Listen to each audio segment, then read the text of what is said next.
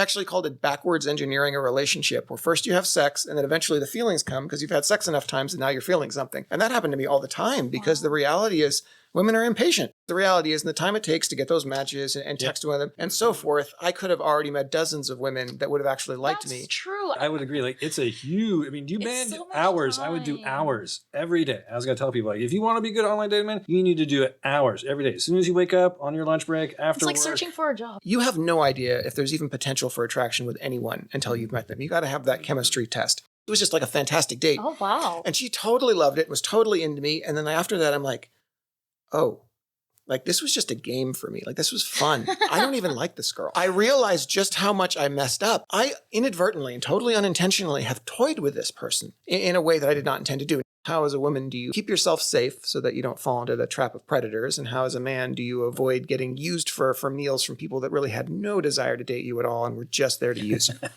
You want to go? Welcome everyone to the Social Connection Chronicles. I'm your host, Coach John Bush. I am Robert Richardson, your local crazy person. And I am Sean Tremblay, a longtime friend of John Bush. I'm Desiree Wilson. I am Sean's girlfriend. Welcome. So, to start off, how'd you guys meet? I've known John Bush for 12 years, I believe. We first met at a meetup, probably in 2013. I've been going to meetups since 2007. John's been over to 1,000 meetups, and I think I am not quite. I've also been to over 1,000, but not quite as many as you have. It's just a lot. That is a lot. It is a lot. That's so many. Well, because once I fast forward a little bit, once I was doing the meetup thing full time, I was going to 2 to 3 events a week, maybe even more, 3 to 4 events a week for years. So it adds up pretty quickly. And I just grind it out, man. I just did it. I don't care if one person shows, 3 people show, or a 50 people show. I just do it. You got to be reliable and you got to be dedicated. And it worked. My group started to take off. And I was doing lots of events. I was getting great turnout, and my group kind of exploded. At one point, I had the most active and popular group in San Diego, which is pretty good considering how many meetup groups out there and how large San Diego is. And, 20s and 30s, that is the key demo for anything. So, I was pretty happy with the way things were going. I got lined up. I had 20 different organizers to help me run events. So I was kind of taking a step back and just letting other people do the work for me, which is great.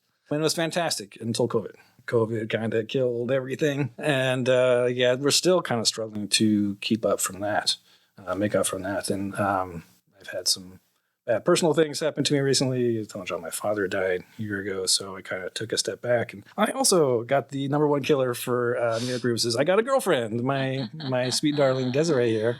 Yeah. Because that's a lot of reason why people go to meetups is using it as a free dating website because it doesn't cost any money. Well, in person. Yes, you're in person and you're meeting people. So I use Meetup, and John and I both use Meetup. It's a great way to meet people in person, not online, and actually develop your social skills, talk to people face to face. And in this culture today where everything is done online, there's no really substitute for meeting someone face to face. You can only do so much, on Zoom or Google Meet or whatever. It was really great for that. Because I was kind of a dateless wonder. Honestly, I was one of those guys. I was hopeless. I think I told you this at one point, John. I had never been on a date from a dating website for many years. I tried so hard. Everything I did, nothing worked. I would get matches occasionally, and then they would just ghost me, or I'd try and set up a date, and nothing would happen. Well, this sucks. So I kind of gave up for a while. Or occasionally I would ask John for advice. Hey, she said this. What do I do? How long do I wait? Do I text her back right away? Do I wait 2 days? What do I do? Because I don't know. Like every other, young guy out there who's kind of clueless and has no idea what to do. But I was able to meet women in person and just talk to them. It was great. I could kind of judge for myself, I would say something, was this funny? Did she like this? Did she not like this? And it's just a way to have a conversation. I think that's kind of one of the things that is dying these days. Have social skills. It's kind of like an art, a skill that you develop. And definitely, if you don't do it for a while, you get rusty. Meeting someone in person is great. You develop your skills. You kind of take away the phobia of meeting someone. You have human contact, the final frontier. Some people are just it's the scariest thing in the world. Public speaking, more people are scared of public speaking than they are of death. And so talking to people over and over and over again, you just talk to somebody. And it's surprisingly easy. You just go up, you leave out, you put your hand out, you shake their hand, say, "Hi, my name is Sean. Nice to meet you. What do you like to do for fun?" Like, welcome to my meetup group. Hope you have fun. If you need someone to talk to, I'd be happy to talk to you. If you don't know anybody, like a lot of people come to meetup groups, they know 0 people, and so they're there to meet people. And I just happen to be a friendly face. I love talking to people. You knows. And everyone has a story, and I love to hear people's stories. They tend to be fascinating. Everyone has their own perspective, and I'm just fascinated by that. And so I would talk to people, and you need to learn how to listen as well. So when you're not speaking, you need to learn how to listen to people and what they're saying. That is something I kind of struggle with in my life, is I have never been a great listener. I guess most guys are not. We tend to be like consumed Mansplaining? consumed with ourselves. Like, I'm so important. Listen to what I have to say. Yes. Trying to impress everybody. Trying to impress a cute girl. Yes, look how smart I am. How funny. But in doing that, we lose the ability to listen. And so just doing that over and over again, you learn to listen to people. And, good eye contact. I heard your podcast, John, about making eye contact with people. When to do that. When to do like, hey, am I being creepy? Is this not too much contact? There's a happy medium for everything. And so you do that. You talk to people. And just knowing social cues, body language, reading body language, you tend to get very good at that. You kind of read like, oh, am I boring this person? They kind of shuffle away, or checking their phone, or looking away, or trying to find someone else to talk to. Like, oh, okay, I'm being boring, and they're being polite. But just doing it over and over again, I say like it's the thing I can recommend the most. You just go out there and meet people. And there's nothing like, experience and failing to grow and learn from your mistakes. And just get better and better. And so over the, 16 years of going to meetups and meeting thousands of people, you can't help but like kind of pick up on things here and there. And like, I'm not like the sharpest knife in the drawer or anything, but just doing it over and over again, you really do develop these skills. Yeah, John kind of the same way. He loves going out and he loves meeting people. And it was great because I saw him do this once. He would go to a meetup event and he would get everyone's Facebook. I'm like, oh, wow. That's a good idea. He's Facebook famous, huh? Yeah, I guess, John, I don't know how many friends you got. Well, the real problem is that when I was doing my project to perfect charisma in 2014, I didn't have any social media and I didn't want any social media. So I could have really cleaned up in terms of an actual social network had I bothered to have one. But it wasn't until the end of 2015 in November when I was required by some people in the business that we were starting together that you need an online social presence. And so I had to make a Facebook. But by that point, I wasn't meeting nearly as many people. It was really kind of a shame. Now, that would have been the time to build it up. But I really still to this day don't use social media for anything other than business. Oh, you don't? Okay. I never really got into it. Well, it's sort of like you were talking about before the show started about online dating. People are only sort of real when they're not in person. And this is the main problem with the online dating situation is that you're a concept until I meet you. And you spend an awful lot of time in the concept stage. And so, you're talking about how much trouble you were having meeting people and getting them to even show up to a date or whatever. And it's like, yeah, because you're not really a person yet. And I have 20 other non-people also talking to me. And if any of those non-people are more interesting than this non-person, I'm just going to stop talking to this non-person. And that's like part of what's so frustrating is they treat you like non-people. It's like, I could tell you that I'm not going to show up, but just pretending you don't exist and ghosting you is so much easier for me. And so it's like the concept of ghosting, when I first learned of it, was so crazy. It's sort of like, before we started the podcast, you guys were thirsty. So it's like me saying, can I get you a water? And you responding by pretending I didn't talk. We just stare off into space like I'm not even here. That is the weirdest way to deal with people I've ever seen. You could see how ridiculous that sounds in person. And yet that's exactly what ghosting is. It's like, oh yeah, I see I got a text message from you. And I don't really feel like I'm responding. So I'm just going to pretend it never happened. And who invented this? It's just absolutely insane. Just the basic level of consideration that you would have for another human being doesn't really exist in the online universe anymore. As a matter of fact, that's part of the problem with it is if I say something horrific to you, I will see that I've hurt you and I'll probably feel kind of bad and the other people around you will be like, oh, that wasn't cool, man. But online, if I crush you, you'll be like, yeah, thumbs up. That was awesome, dude. And I get like positive feedback for being the world's worst human being. Yeah. And so the whole feedback loop online is just totally backwards. Oh, it's even worse on gaming. Yeah. Well, as you say, like, if you don't, it's like internet balls, basically. Like you can say anything you want to someone over online, and that, like, you're not really there in front of them could you can say worse things than you would in real life because they might kick your butt. It's like, yeah, I'm a scrawny dude, but online, Mr. Machismo. I'm like, I say they lie, asshole. You know, like, what can you do? Just look at my character. Look how ripped I am. Right? Yeah, that's my online persona.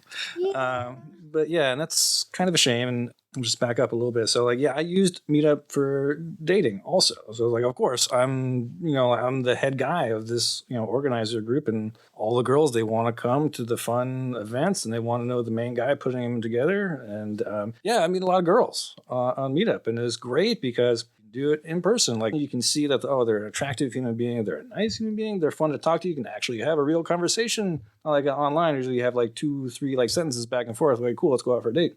And then you meet them in person. You're like, oh, wow, they're really boring. I just can't wait to get out of here. And so it's really nice to do that in person. And I would really take that away. And I had some relationships with girls I'd met in Meetup, but more friends, I would say. I had more relationship with friends, women as friends and guys as friends, than actually like long-lasting romantic relationships. But I would still learn a lot. I would still talk to girls in person, and I would learn and kind of develop how to be more an attractive man. I would try to develop my jokes, and like I think as guys, we kind of get focused on guys' sense of humor because women and men have different senses of humor. And so men like the crude, crass, like sophomore humor, and women tend to be a little more intellectual. Or I don't know, Desiree, what would you think? I don't think that women go to Meetup to meet guys. Like, guys go to Meetup to meet girls. I think that, like, for me, when I first went to a Meetup, it wasn't even your Meetup. I went for business purposes. I went to a Meetup that was hosted by a real estate broker in PB, and everybody there was a real estate agent, but I didn't know that it was a real estate Meetup. I thought it was just like business people looking to network. And I went in with the intentions of networking. And it was great. I met other women in business and they were very friendly. And I really loved that because everybody else was a guy. And I was like, no, thank you. No. Especially because I was a woman by myself. Like I went on my own, all alone. I didn't know anybody. This is like right when I first got to San Diego. So yeah, my first Meetup interaction was specifically for business purposes. I wanted to network and meet other people who were business-minded, ambitious women. And I did.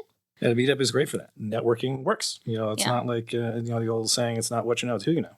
Mm-hmm. There's nothing better than going to someone and meeting someone in person and say, like, oh, this is actually a nice person. I like this person. I'd rather do business with them rather than some name, and this person you've never met. Again, you never met some other person. I don't care about them. I'd rather do business with someone I know. Yeah. And so, Meetup is also great for that. Personal Absolutely. networking. I agree. I'm really appreciative of that part of Meetup. And like meeting women was something that I really, really, really wanted to do when I first got here because I was like, I don't know if all my girlfriends are back in Texas. I don't know anybody here. So I was really appreciative of the women that I met. And it's fun. And being able to like go to bars and clubs and know that you have a group of girls who are like, we're going to go to the bathroom together is things that women think about. Like, especially if you're moving on your own, like we want to meet that tribe. My tribe is first, and then we can think about dating guys and things, because then I have people to protect me if anything happens. Or someone to call, like, get me out of here. Or we do the hand signals. Yeah. So we can all agree Meetup is where everyone goes, men and women, to meet women. Yes, that this is true. I will say, yes. John figured it out, yeah. Okay, that part, yes. That is actually true. There's a lot of women-only meetups, which are for the purpose of making exactly as you said. You don't want to be around men, so there's a lot of women-only meetups. Mm-hmm. I've seen 1 or 2 man-only meetups that have like 3 people that show up. It's just like there's not enough. You don't need to, because like most meetups are like 2/3 guys anyway. Well, also the point of a woman's only meetup is I want to do something and I just don't really want to be hit on. Mm-hmm. The point of a man's only meetup is I want to say something that women shouldn't hear. So there's just a much there's just not that much, unless you're like, I didn't know that. I want to get together and we just need to hate on ladies right now. I have some awful stuff to say and I don't want them looking at me funny while I talk about how horrible they are. Okay. So there's just not a lot of demand because like generally speaking, men like women are being around. So there has to be a very specific reason why we wouldn't want a woman around. So. Yeah. That was the main reason I went to meetups and hosted meetups and all stuff for years. It was like, it's a great way to meet women. All right. So now if I see a guys only meetup, the person I'm going to look at it and be like, oh, you. There'll be like Watch out men's for you. circles or something like that. I mean, I don't truly I sort of understand it. I get that there are some things that men are uncomfortable saying when women are around. I don't know, sharing their feelings or whatever. But I feel like women. right, I've never Yeah. personally felt like it's any harder to share my feelings in front of a woman than it would be in front of a man. I mean, the sharing part, the being vulnerable part is Yeah. equally difficult no matter who it's in front of, I personally feel. But there are some guys that just, I can't cry in front of a woman, but I can cry in front of a man. I'm like, I can't cry in front of anybody, so I can't relate to that at all. I don't know if that's a good idea. I don't know. I wouldn't do that. Yeah. I don't know.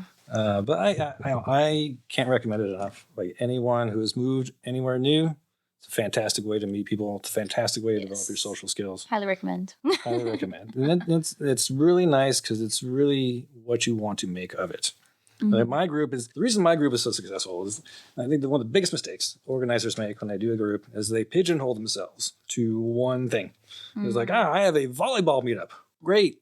What if I don't like volleyball? Like, I want to do something else. It's like my group is very generic, and it's just great. The official 20s and 30s social group San Diego. Like, I don't do any one thing in particular. It's just whatever I feel like doing. Want to go hiking? I'll go hiking. If I wanted to go to a brewery, I'll go to a brewery. If I want to host a pool party or a house party or a pub crawl or anything, whatever I want to do. If I want to do line dancing or whatever, Yeah, I can do it. that. What's that? We need to do that. We still need to do that. Yeah. Actually, I know a guy. We keep saying that. Where As are we going? That's the one thing. It's a great thing about doing these meetups for all these years. You meet so many people. You make so many contacts. That's how I met John. And you just put yourself out there. And you're a real human being. And you want to work together. It's great to meet people, work with people. John is an organizer in my group. So if you want to come meet John in person, he will host some of my events.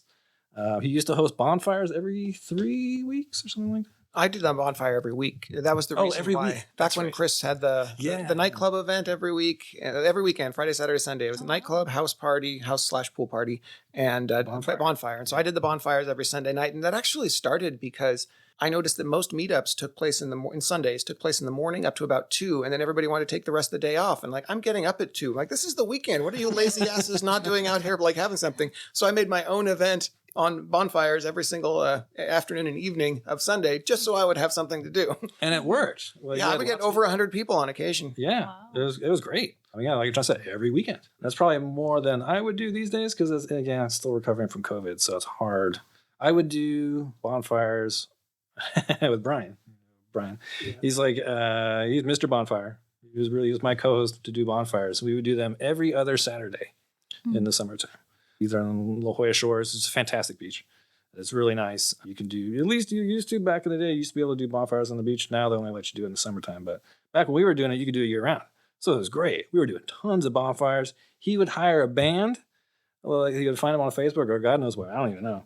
And they would sit on the boardwalk and they put their speakers out towards the ocean and they would just jam and people would come and crash. And we'd have these huge, huge parties. We had like 300 people show up at these bonfires. It was amazing. That was really like the best, most vibrant time to be Meetup. It was fantastic, man. Can you imagine going to a party, like 300 people? You just show up. It's fantastic, man. It was so much fun. I really would like to do that type of stuff again, if possible. But yeah, so I cannot encourage Meetup enough. If you're out there, if you're shy, you're really struggling to meet people, maybe you work remotely. You know, these days, everyone works remotely and they don't. Not And me neither, actually. I talk to people every day. I hate working remotely. I go to an office every day and I love it. Yeah. I absolutely love it. And I work in IT, so I get to talk to people all the time remotely. And it's great. It's so funny because I'll talk to them, I'll solve their problem, and then I'll spend another 15 minutes on with them just talking because they're lonely and they're in the middle of Iowa and they don't talk to anybody. And I'm a pretty friendly person, so I like talking to people too. And so like that is like half of my job is dealing with IT problems and then just talking to lonely people. It's kind of funny, but hey man, as long as you pay me, I'll do it. That's what I was thinking. Yeah, getting paid to just have the casual conversation is the best part of the job. It's like, I know you need to go back to work. When we spend another 2 hours talking about nothing, because I have to be here until 6, so I may as well just continue this conversation. And sometimes I do. I just like, I'll talk to somebody. Like I love Formula One, so I'll find somebody like they'll talk to Formula One about. We'll just talk. Oh crap, we need to solve your problem. I need to go. I got another meeting. But yeah, it's just kind of one of those things. Again, like and at work, even if you don't want to do meetup, you're still concerned about that. Like if you want to develop your social skills, you can do that in person at your office. You can talk to, hopefully you work at a large enough office so you can talk to people, and there's some girls there. Maybe you can talk to them and develop your social skills in person. You really can't, you can do that to someone on Zoom or whatever, but really no excuse. Again, you can't really read body language too well, especially if they don't have their camera on. You can't read their body language as you can like in person. And even like today, like I will, there's some cute girls that work at my office, and it's great. I can talk. Okay. That's right. They're not cuter than me. They are not, my dear. Okay. You are gorgeous. But they're young and they're attractive, and that's great because they look at to me, I solve their problems, and they think the world of me, which is fantastic. So again, like I would really encourage you, if you're shy and you want to develop your social skills, to go to the office if you can. It really does help. Use the techniques that John help you if you're shy, you have anxiety, to really help you talk to people. But yeah, man, just open your mouth and say something. It's really not that complicated. It ain't rocket science. Human beings are social creatures. We've been talking to each other for millennia. Good morning goes a long way. Yeah, and thank you, please, and thank you. Like it's not what most people do, but it's what most people should do. And if you go out of your way to be nice, people notice. And people take mental note of that. And they're nicer to you. Wow, what a shocking concept. If you say good morning to me on base, I work with the military, so if you say good morning to me on base, and it's mostly men that I see in the morning, and they say good morning, I'm like, good morning, and I smile, and I keep going. So it's a good interaction, and if I see you around, and oh, hey, I saw you before. And like, I'm Desiree, what's your name? So it'll be easier for me to open up to you if we've had exchanges previously and I see you every day and you say good morning. So I'll remember that. Yeah, there's something to like small talk. It's not really so much what you say. It's developing a bond with someone and being friendly. And you could talk about the weather. No one really cares about the weather. They just want to have a conversation with someone and talk to someone. It doesn't really matter what you say. You're showing that you're a social being and you like talking to people, and people like to talk to other people. There's nothing like getting into an elevator and just like, oh, I'm stuck in this elevator and I'm not talking to anybody. This is awkward. Like no one wants to do that. You don't like show up to a group of people and not say anything. You're going to have a miserable time. You're not going to have any fun. You're like, oh, this sucks. I don't want to go. So like, it's always fun to be the social person. Just talk to people. This is the great thing about Meetup. You can just go and talk to a random person. Hey, how you doing, Bob? I've never seen you before, and I'll probably never see you again. But my name is Sean. I do IT, and I like Formula One. Tell me about your story. Mm-hmm. And people really respond. You'd be surprised. Especially now that we're less social as a society, like it just matters so much more. It's so much more valuable because it's less common. And so for me, especially, like I get kind of surprised sometimes when like people who are younger start to respond and say things. I'm like, oh, you're not on your phone. You're actually looking at me in the eyes and contact. Whoa, okay. Easy there. Yeah, eye contact. Whoa, okay.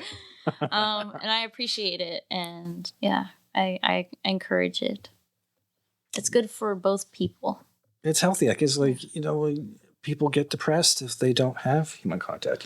People get isolated and it's not good. They get depressed. Like we are not designed to work like that. Nope. You go crazy. You start making up imaginary friends and imaginary people because your brain needs someone to talk to. You just really do. And it's healthy. It's good for you.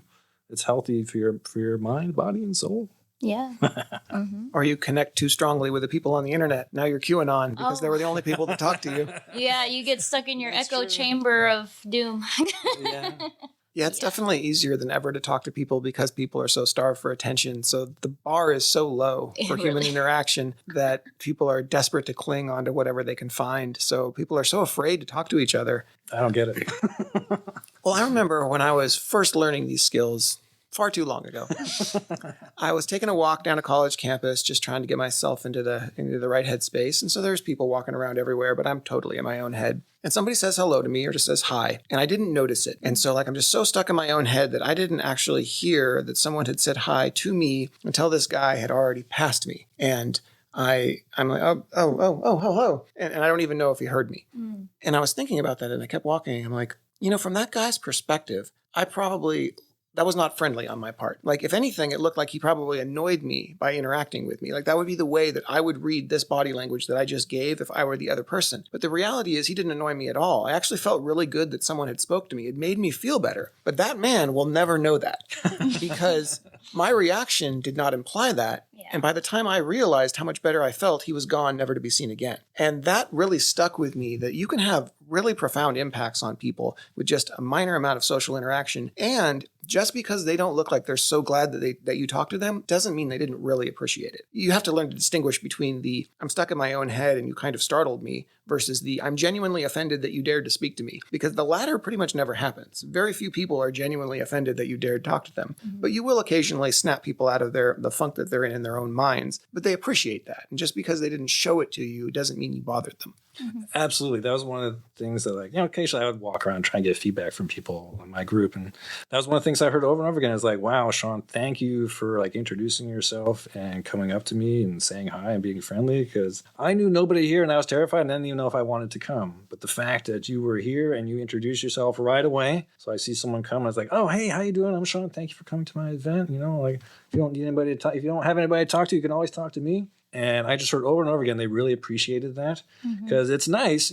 I've been there too. Like, I've gone to events where I don't know anybody. And just like, you can always try and find the host because they're typically the most friendly people there. It is their quote unquote job to be friendly and be, the face of the event and be someone to talk to. But it's nice to have someone like, maybe you're awkward or you're shy or you don't know anybody. And it's nice to know, we've all been there. You go with a friend to an event for some reason. Like, if you know one person, at least if the event's not so great or everyone's kind of boring, I was like, at least you can have that one nice person to talk to fall back on. Yeah. That I always tried to be that guy. I always tried to be that person for everybody. And they really appreciate it. And they told me that. And so, like, you're right, John. It's like just that small statement of just acknowledging their existence. It's like, hey, you're a human being. You exist. Thank you for noticing. After being ignored and ghosted for months on end, they were like, I am still real. Okay, I wasn't sure that I actually exist. I thought maybe I had died and all my phone conversations were entirely in my head. Am I hallucinating? What's going on? But yes, there's nothing like that. It's really good. And it makes me feel good too. Like it makes me feel good as a person to know that I have a profound impact on people's lives. I've had people that have gotten married through my group. They've met their significant other and they got engaged and they got married. And I was like, wow, that is really cool. I made that happen. That's really awesome. I really appreciated that. And that's part of the reason why I do what I do. I want to facilitate the ability for other people who normally don't know how or can't, for them to meet other people and make friends. A lot of times they'll come to an event, they'll have a great time, they'll make their select group of friends, then boom, they're gone. They disappear and you never see them again. I was like, okay, well, cool. I'm glad, I could help them make some friends. Like if I could do nothing else, at least they came to one of my events, they had a good time and they made some friends. If they came back, great. If not, I'm glad you could come and have a good time. And Desiree has been to a few of my events. Yeah, I think I've been to 6 events? Maybe less. I have a fewer than that. But you came to one of my bonfires. Yeah, I came to a bonfire. And then we went to the wineries in Temecula for the pool party. Oh, that's right. And yeah. Oktoberfest. Oktoberfest, yes, in El Cajon. Fantastic Oktoberfest. So yeah. what was your honest opinion of coming to those events? The bonfire, you did not tell me the dress code. And I like to dress up. And I was wearing a mini skirt and I was wearing a club outfit basically, okay? And it was cold in La Jolla and I get cold fast and that was hard. But then everybody was so nice. Like, you gave me your jacket. Somebody else was putting more wood in the fire because I was shivering. It was really nice. It was a icebreaker for me because everybody saw me shiver as soon as I got out of the Uber. And they were like, oh no, poor girl, let me help her. And so I met everybody that way, which was not my plan. My plan was to be like, hi. I was too busy cold. So it was fun that way. And everybody was really nice. And the music was great. You had a fire breather there. Oh, we had a DJ too. And this girl who was dancing, she was glowing or something. It was really cool. And then the DJ was like playing bops. So it was great. I enjoyed myself. I thought it was really different from what I was used to because I was homeschooled. I grew up very differently from like, I would say like the average American. My parents are from Israel. They taught me a lot of like our cultural ways. And so like when I started to socialize outside of my group of people that I grew up with, it was like, oh wow, this is different. Okay. So like that was really cool and I really appreciated it. And then like when we went to the wineries in Temecula, like I didn't even know anything about that. So I was like, oh wow, this is so cool and so sophisticated, but not at the same time. Like I could come here in flip-flops and nobody cares. So I really enjoyed that and the pool party, and I beat you in pool like a bunch of times.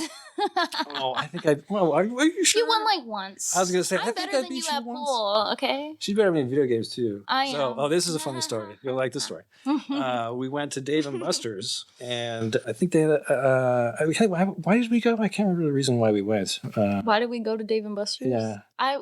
We didn't know what to do for a date, and I was like, I don't want to just sit in the house. I hate doing that. You know that. Like, if you're asking me to go on a date with you, we have to do something. Yeah. It can't be just stare at each other. Yeah. I mean, well, we could. It would be awkward.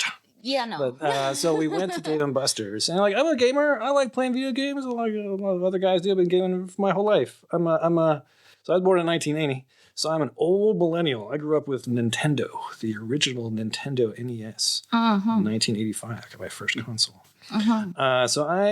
But things have gotten a lot more complicated since then. And I go to Dave and Buster's, and they got all these fancy whiz-bang computer, games, and I'm just like, oh my god, I'm lost. Like I don't know what's going on. And so the first game we played was air hockey. We played air hockey. We did. She kicked my butt. Oh, yeah. She really did. Absolutely. I thought I was all hot shit, I was like, yeah, no problem. But like as they have all guys, we got her ego, like, I'm fucking best at everything. Yeah. But she kicked my butt, like 5'2", did. 7'2", or something like that. I don't know. Wasn't even close. You beat me like twice, yeah. Yeah, and I am a sore loser. I found that out. I didn't know that because I had already beat you in pool and you were fine about it. You were like, yeah, whatever. Yeah, so I was like, oh yeah, he can handle it if I beat his butt. Not so much with video games. I was like, I'm actually kind of good at video games. I took a little humble pie there. I was like, oh man, she's really good too. Like, oh man. Well, I don't know what else we played. We played some other video games, but I lost at every single one. We played Nintendo. We played Mario Kart. And I think I kicked your butt. You won the first game. And then you beat me. Yeah. And then every other game we played, you just beat me. Like, yeah, we played Mario Kart. We did The Walking Dead, which you had a higher score than me. I did? Yeah, you're better at shooting games. Yes. Which we found out when we had our rematch. Oh. Yes. And then we did the basketball game where you were shooting hoops. Yeah. No, you didn't. Yeah. Oh, well, no, you didn't. The first one? No. Oh, yeah. The first one you won. No, you didn't. No, you didn't. You did not. No, you didn't win either. You didn't win either. First of all, wait a minute. I was shooting guard. Okay? I was shooting guard in high school. I didn't know this. So, she played basketball. I did. I sure did. And I played basketball too, but I sucked. Before I went homeschooled, I was in public high school for 1 year, and then my parents pulled me out because they were like, they're not putting you in advanced classes, so no. So yeah, I played junior varsity? What is it? JV. Yeah, I played JV for high school. I was a shooting guard, and I was good at that and running really fast. Yeah, so I didn't know any of this stuff, and then she just destroyed me at everything, and I was kind of grumpy. I was like, why is he so mad? Usually he's not this sad about like losing. I was being quiet and I was being grumpy. Yeah, you're like, are you ready to go? And I'm like, no, I'm having a great time. You were like, well, I'm not. You're winning. Yeah. I'm like, I'm losing. This is not fun. And I was like, okay, well, let's play something else. And then we played skee ball, and then you still lost. Yeah, I was like, oh man. You kept first of all, you don't have the right like throw for skee ball. I think you were just already frustrated. And so you didn't I was already care, flustered. And that was the problem. I just want to win one game. Yeah. And I couldn't do it. I was like, let's just go. And we played Marvel too, and all the fighting game, the driving game, I tried everything. I was like, he's gonna beat me in something, right? No. No. It wasn't until VR. Yeah, you crushed me. In the VR game, man. He was top 10 of like the city. Yeah. Or whatever. I'm like Rambo Reborn, man. You get me in a VR headset and a shooting game. You're good at shooting games. I'll give you that. You're better than me. We played the zombie game. It was great, man. It was fun. Headset, and we played The Valorant. No, Warhammer. Yeah, whatever. Yeah, that. 40K. That one was more Space for Marine you. 2. Sorry, Space Marine 2. That was more for you, the Space Marine one. I But like yeah, zombies. I got number 10 that month. I was like top number 10. I was like, wow, my first time, man, I got on a high score. Yeehaw! And Desiree was a little disappointed. I was surprised, but I was carrying my team for real. Like, okay, so I invited my friends to go to the VR with us because it was like a meetup event, but like I didn't know anybody that was gonna be at the meetup for your group. So I was like, I'm gonna invite my friends. So I invited my friends, and they have never done like video game stuff. Wrong group of friends to invite to this, but anyways, they learned how to play VR as we were playing. So I was trying to fight the zombies off for them and try to beat you at the game, and it's okay. It's all right. And it was girls against boys. Yeah. So the boys, obviously, they all know how to do the shooting games.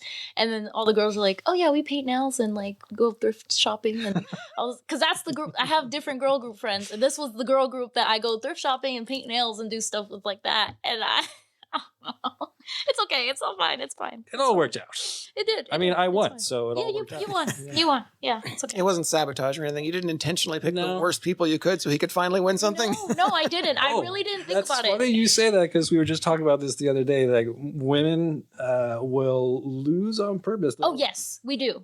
We do. It's a survival tactic. Like, yeah, like if I knew that you cared about like basketball or soccer or something, and that was your thing. You were like going to the Y or the 24-hour fitness every week to play with your friends, and then like I used to play it. I'm gonna act like I've never played the game in my life. I'm gonna be like, what are the rules? Tell me again. Wait. Is this how you do a goal? What's a goalie? A goalie, Yeah. do they just hit it with their hands? No, we're not allowed to touch the ball with our hands. Okay, got it. Because it just makes you guys feel better, you know? Oh, Especially like on like the first few like dates and stuff. Like we're trying to give you guys the benefit of the doubt. Isn't that nice? That was the first thing I was thinking listening to your story about Dave and Buster's. I'm like, okay, so clearly this wasn't a first date because if nothing else, This was recent. We've been dating for a year. I'm like, this guy better, suck it up. Well, if nothing else, Sean learned never take a girl out to play games Oh on my your first God. date because you're a terrible first date. Don't do it. Don't do it. Don't do that. That is a bad idea. You can let her know, look, we're going to Dave and Buster's under one condition. You have to suck at this. If you're any good at this, I'm just going to pick something else. Yeah. I've actually, so I'll be honest, I've done a date with a guy back in Houston, and we went to Dave and Buster's, and that was like our first, like, it was a friend's date, but like my friend was trying to set me and the guy up, and I also crushed him at everything, but he was just like, okay, whatever, because I don't think he was a gamer. He was like really, really nerdy, and his nerdy was like books and stuff like that. Like, Yeah, I'm naturally non-competitive. I just don't care about winning. I have a very cooperative personality. Yeah. So like when you're like, if I can help you be better, you seem to really enjoy yourself. You still really seem to enjoy winning. So let's just have you win. I'll help you win. Thanks, John. I appreciate it. Yeah. I'm competitive, but I feel like I can relate to that because I feel like I like to adapt to people is where I come from. I think that'd be common for women. They want to be more agreeable, I don't feel like that's every woman. This Maybe is true. because I am a woman.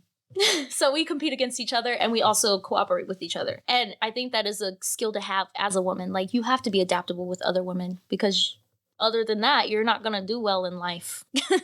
We teach each other like how to deal with guys. Like usually there's like an auntie or older sister or like a friend that's older than you that you rely on before you become of age to start dating to be like, okay, so what do I really need to know? Because I know like my mom and dad had the talk, but like they don't tell me anything. So what's really happening in the world? And if you don't get along with women in a way where they feel comfortable to open up to you about stuff like that, you're going to struggle. And I really struggle. So I have two older brothers, and I have basically no women in my life growing up, except my mom. And never, if you don't know, never ask your mom for dating advice. Just don't do it. Just be so nice. Make her a carrot cake. She'll love you. Just be yourself, honey. You're so special. Like no, mom. I'm not That is fake news. I have been online and nobody thinks I'm special. It's official. I have 0 matches. No one thinks I'm special. Uh-huh. So I really struggled with dating. I just did not really interact with a lot of women growing up. And in high school, I was kind of a dorky kid. I was small and like nobody wanted to talk to me. I played some sports. We were talking about this on the way here. I played some football. So I knew the cool cool kids, but I was definitely not one of the cool kids. I just kind of like to hang around them. So girls would like know of me, but they wouldn't like want to talk to me or like go out with me. So like I didn't go on any dates like in high school at all. There was plenty of cute girls, and it sucked because I'd just be all alone talking to my guy friends like, this sucks. And we'd all talk the same thing like, oh yeah, I can't get a date. This sucks. It wasn't until college. Even in college, you know, you're not really there to quote unquote date. You're there to hopefully learn something while you're spending tens of thousands of dollars of money you don't have. And yeah, of course you're young, you want to party too. So, but like, you know, women who are like 18 to 21 or 22 are not really interested in dating. They're interested in hooking up for the most part and having as much fun as they can while they can. Okay. Sort of. At least that was That's a way to look at it. Well, what's your thoughts on this? I'd like to hear your perspective. Well, at least like women, like I'm 23. Okay. So like for women in my age group, especially like going to college, like the women that went to college before you want you to do what they did, which is like, you can go to a party, but you better have all A's. And you can date a guy, but he needs to like have all of the things met, like for your parents to keep paying for you to go to college and pay for you to have that dorm and pay for you to have that car and pay for you to get food and all these things. So the expectation is more so like, don't get pregnant, don't get raped, and get a degree. So women go to college with like, one, we're trying to get away from our parents. Yes. We're tired of the expectations. I'm sure it's the same for guys, but also like, we don't want to die. We don't want to die. We've never been around people without being a phone call away. And for me, I went to DC from Texas. So I was thousands of miles away from my parents, but my parents would fly in a heartbeat. And I thought like, okay, I'm going to get a job. I'm going to do my classes, and I'm not worried about trying to like date so much. Like I had a guy I was talking to, but it wasn't the main focus at first. It did become a focus, but it was bad because like everybody was like, this is a distraction. Like also like your peers are judging you hard for dating in college. Like it's like, you're distracted. As a woman, you should be focused on getting your degree, like feminism. And that's the thing too. In college, like feminism, oh my God, to the max. And I love it too, because it's like, actually, you should really just focus on your studies. That way you can That's get what the you're degree really you came here for. Yeah. So I love it. I love that part of it. And yeah, so listen to your girlfriends about that, like actually focus on your studies. But that's where I come from with like the mentality of women in college. How did you two first meet, by the way? So that's a good segue. We met on online dating. We sure did. Did. We met on Hinge. Mm-hmm. I'll back up a little bit. So I started getting serious about dating probably about 4 years ago. You know, I kind of struggled. And honestly, I was kind of a loser. You know, like I kind of deserved it. I didn't really have a good job. Oh. I didn't have a good car. Oh. And I was like, yeah. Okay. So I was like, it was not self-confident because of those things. Like, and yeah, so I was like, I struggled. But it's like, and once I started, IT was a new career for me. Went back to school. I went to school full time for a year and a half because I was not happy with my job that was going nowhere. So I went back to school. I went to community college, San Diego City College downtown. Fantastic. Mm-hmm. And I just took an IT course. I was like, let me just take one course. And if I suck at it, well, that's fine. You know, it's just, community college. I just waste a couple $100, but, no big deal. It's not like enrolling in a university for $80,000. I think I should have started with community college. And I would definitely recommend that now, man. Like, do not. For me, I'm anti-college. Guys. Go to community college. Find something that interests you. Go into community college and learn about it. I did that for a year and a half. Then I studied, got my certifications. I got my first IT job. I started making good money. I was like, I can get a good car. I was like, I'm a big car guy. So for me, like, if I want to be my best self, everybody says, oh, just be yourself. No, don't be yourself. Being yourself has gotten you where you are nowhere. You need to be your best self. So improve 1% every day. Yes. And so to do that, like, I needed to be my best self. I wanted to have a good car to represent me. I could have fun. That really helped. And making good money. Hey, if you have money, you can take women on dates. You can buy them dinner and flowers. These are things women like. Oh, yeah. And vacations. And like, once you get further down the road, like, you need money to do all this stuff. So as a man, making money is a big factor. It's a big factor. And it's one of those important things. And as a man, we kind of judge ourselves and judge each other. Like, oh, how much money do you make? What kind of job do you do? They really ask that? Not so I was blatantly. like, I've like, never. It's usually after we put our penis on the table. Yeah, it's a measuring contest. That's Okay, right. I don't know. It's I one of those don't go in men's the rooms only where you meetup smoke groups. cigars. This is Yes. what the men's only meetup groups are for. Yeah, exactly. You're over here. Yeah, let me sit in my cigar chair and talk about this. It's like, oh, 7 inches, huh? Damn it. Okay. But anyway, so like, yeah, this is one of the things. Like, if you want to improve yourself as a man, making money, really helps with that. And so, as soon as I started making really good money, the best money I ever made in my life, I was like, I started feeling better about myself as a man, made me more confident in myself, and was like, I had the ability to want to talk to women. That I have something to offer. I'm not just some loser who's going to mooch off of you. I have my own money. I can take care of myself, and I have my own car, which I pay for. I can take care of myself. Yeah. And so I started doing that, and I was like, I'm 40, I'm single, like I would like to get married and have children. I need to do this now. There's no time like the present. So I started really focusing a lot on dating, and I would do it a lot. I would do it through Meetup, and I would do it through all the dating apps. I tried them all, man. You name it, I tried it. Tinder sucks. Tinder sucks. OkCupid was pretty good, but there's not a lot of girls on there. I've never been on OkCupid. And there you go. So I used that and Hinge the most. They were the most successful ones. Like Coffee Meets Bagel, I was on there, and I was okay. I never won any dates. Bumble sucked. Either. Bumble was Bumble terrible. doesn't suck. Yeah, it was. I think Bumble doesn't suck for women. I think it sucks for guys. It's like, oh, you message first. You know what they say? Hey, exactly. Right. and then you're supposed to take over a conversation, just like any normal dating app. Well, also, I didn't use Bumble to meet guys. I used Bumble to meet friends. Okay. Because Bumble is both.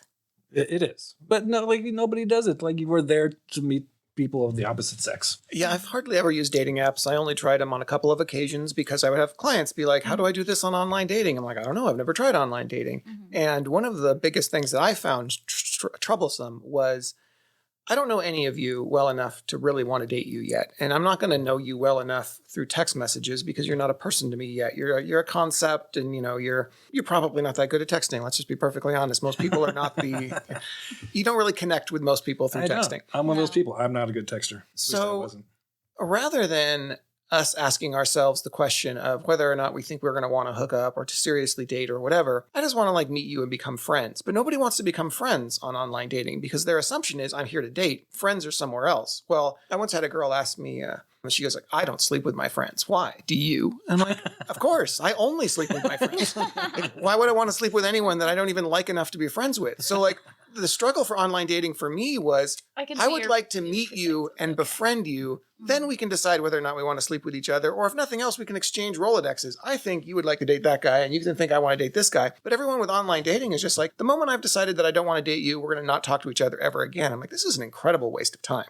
I could meet people so much faster in person and actually network with their friends rather than they singly try to, it's like pulling an individual fish out of the water one at a time and being like, is this the perfect fish? It's like, can I just hop into the school and decide which one of you is actually the best choice? I mean, I see that perspective, but I also think for the women's side of it, the reason that a woman would say I don't sleep with my friends is because most of the guys that they friend zoned, that's kind of where the premise is, the friend zone. Your friend zone, we're not gonna sleep with each other. So if you tell a woman that you're friend zoning her, then she's like, why did I come? Why did I come here to talk to you? Versus I really enjoy spending time with you and I would love to get to know you better. I'm not sure if I'm ready to date you yet, but I'd love to move forward with this and see where it goes if you are. Versus immediately saying, oh, we're friends, because in the premise of we met on a dating app, it's offensive to a woman.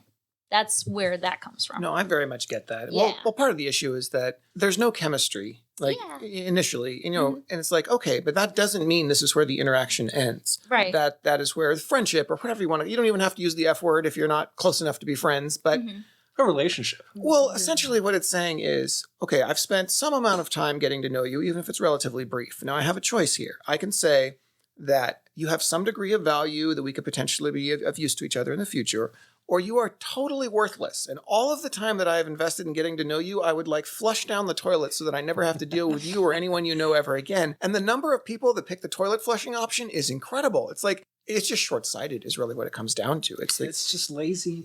I mean, well, the perspective that you're giving, I feel like people don't also we're short attention span. So we don't even give ourselves the time to really think about that choice that we're actually making when we're like, oh, well, you don't want to sleep with me or date me or anything like that. Well, then why am I here? Bye. Is because we're so instant with everything. We're not thinking about like, oh, maybe this could be a great friendship and like you can be like one of the people that are in my wedding one day. Like we don't think about that in that moment. In that moment, we're like, my feelings are hurt because I spent all this time getting ready. I did my makeup. I put all this stuff on. I came out here. I was scared. I didn't know if you were going to hurt me. And then you did. And so like that is what rides are really our long-term thought of like, oh, let's see where this goes.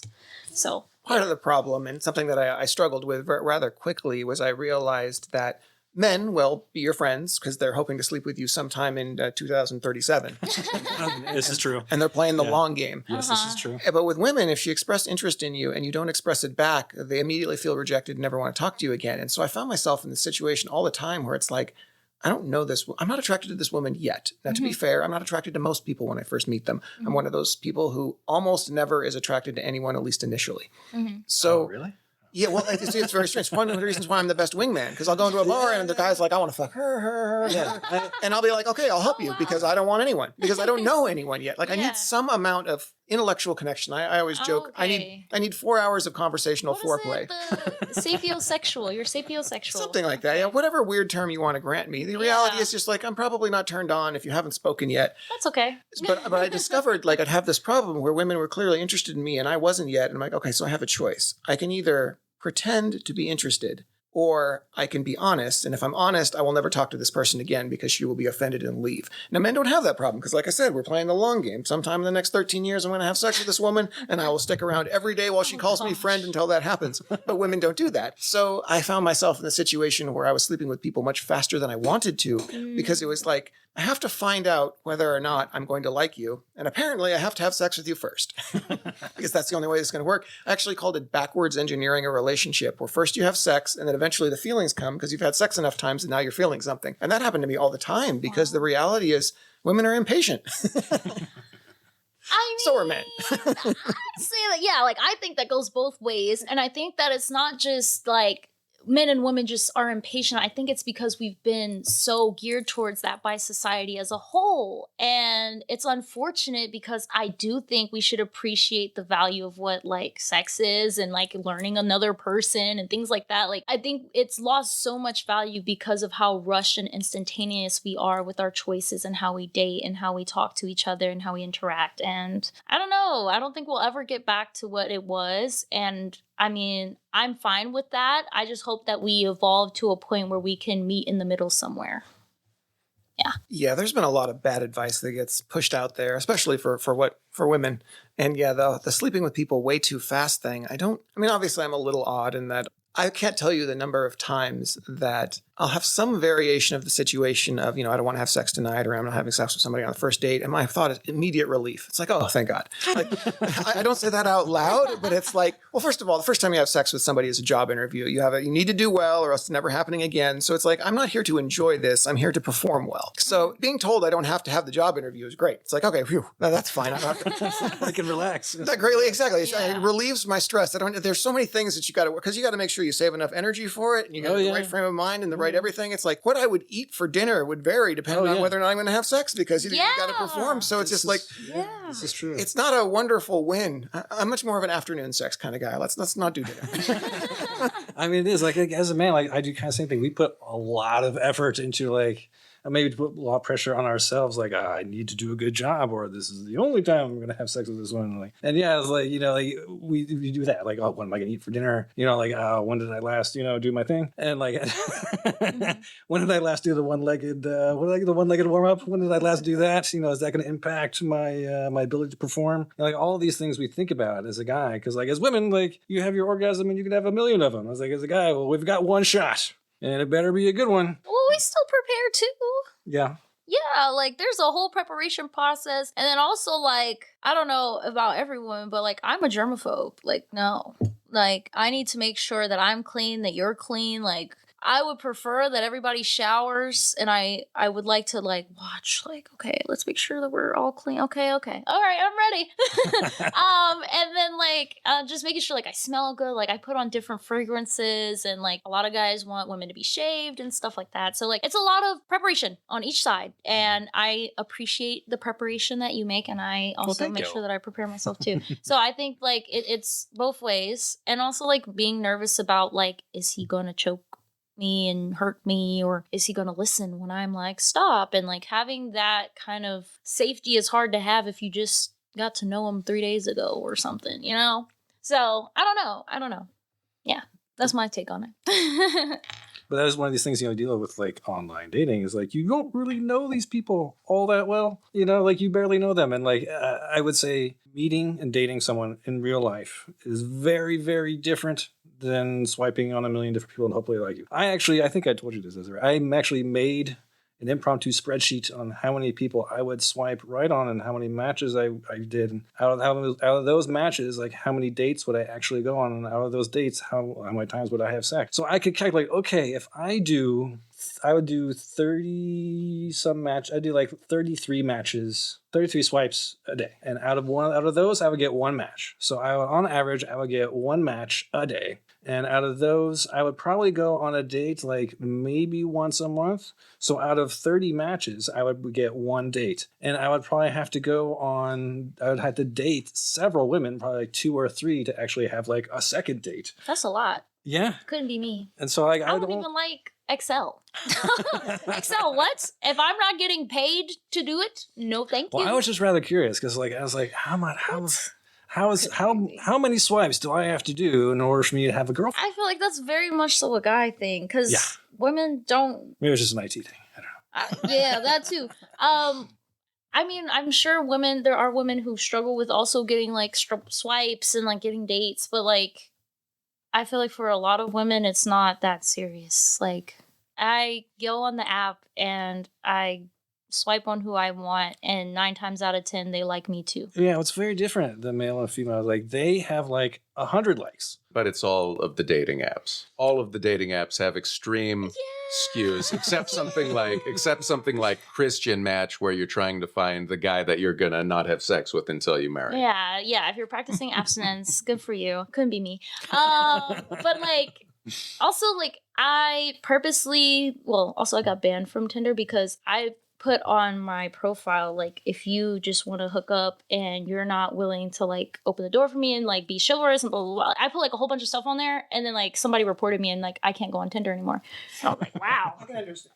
Okay. I can understand that. They had to ban you because you said you wouldn't hook up. It's like, it's the whole point of Tinder.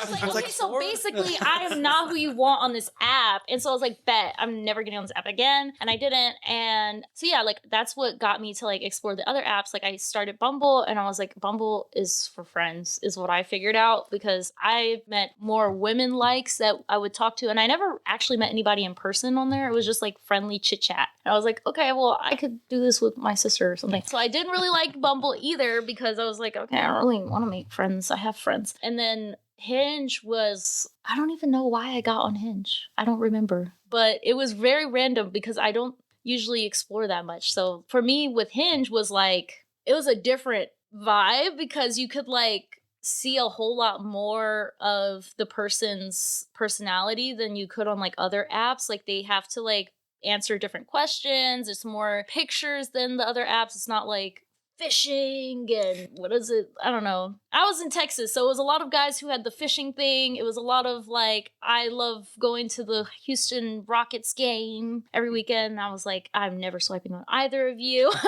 And then like the guy who's like, he's trying to get you to buy his weed, and and then like, you know, I would look out for that, but then Hinge didn't really have a lot of that. It was more wholesome. It was more of like, oh, like I like to play video games. I like to go to music events, and like I'm in this part of San Diego. And so it was different for me, and I enjoyed it because the conversations were more complex, and it wasn't like, hey. I didn't get as many heys. I got more of like, hi, The hey ratio was I low. noticed that you like blah, blah, blah. And I would be like, oh, okay, you actually know how to start a conversation. So I liked Hinge because of that, and I stayed on it. And then I met you. You met this great guy who didn't say, hey. Yeah, you Right? give me flowers virtually. And I was like, nobody has ever done that on the dating app for me. So that actually made you stick out a lot. And you know where I got that from? Mr. John Bush. Uh-huh. Do you remember that? Oh, yeah. I've never used Hinge. So what are flowers So- like one of those things you like pay for so that you can give people? Like, no. So like the little emojis, flower emojis. Yeah, you can also do the roses on Hinge, but I don't know. It's yeah. I've had guys give me roses on Hinge, and I was like, you want a sugar baby.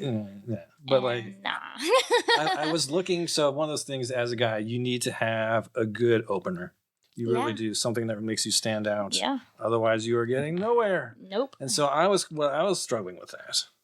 And I looked at John and I was like, John, what do you say? And he's like, oh, I just send a bunch of flower emojis and they say, hi, how you doing? Nice to meet you. I'm John. Or something like that. And I was like, oh, wow.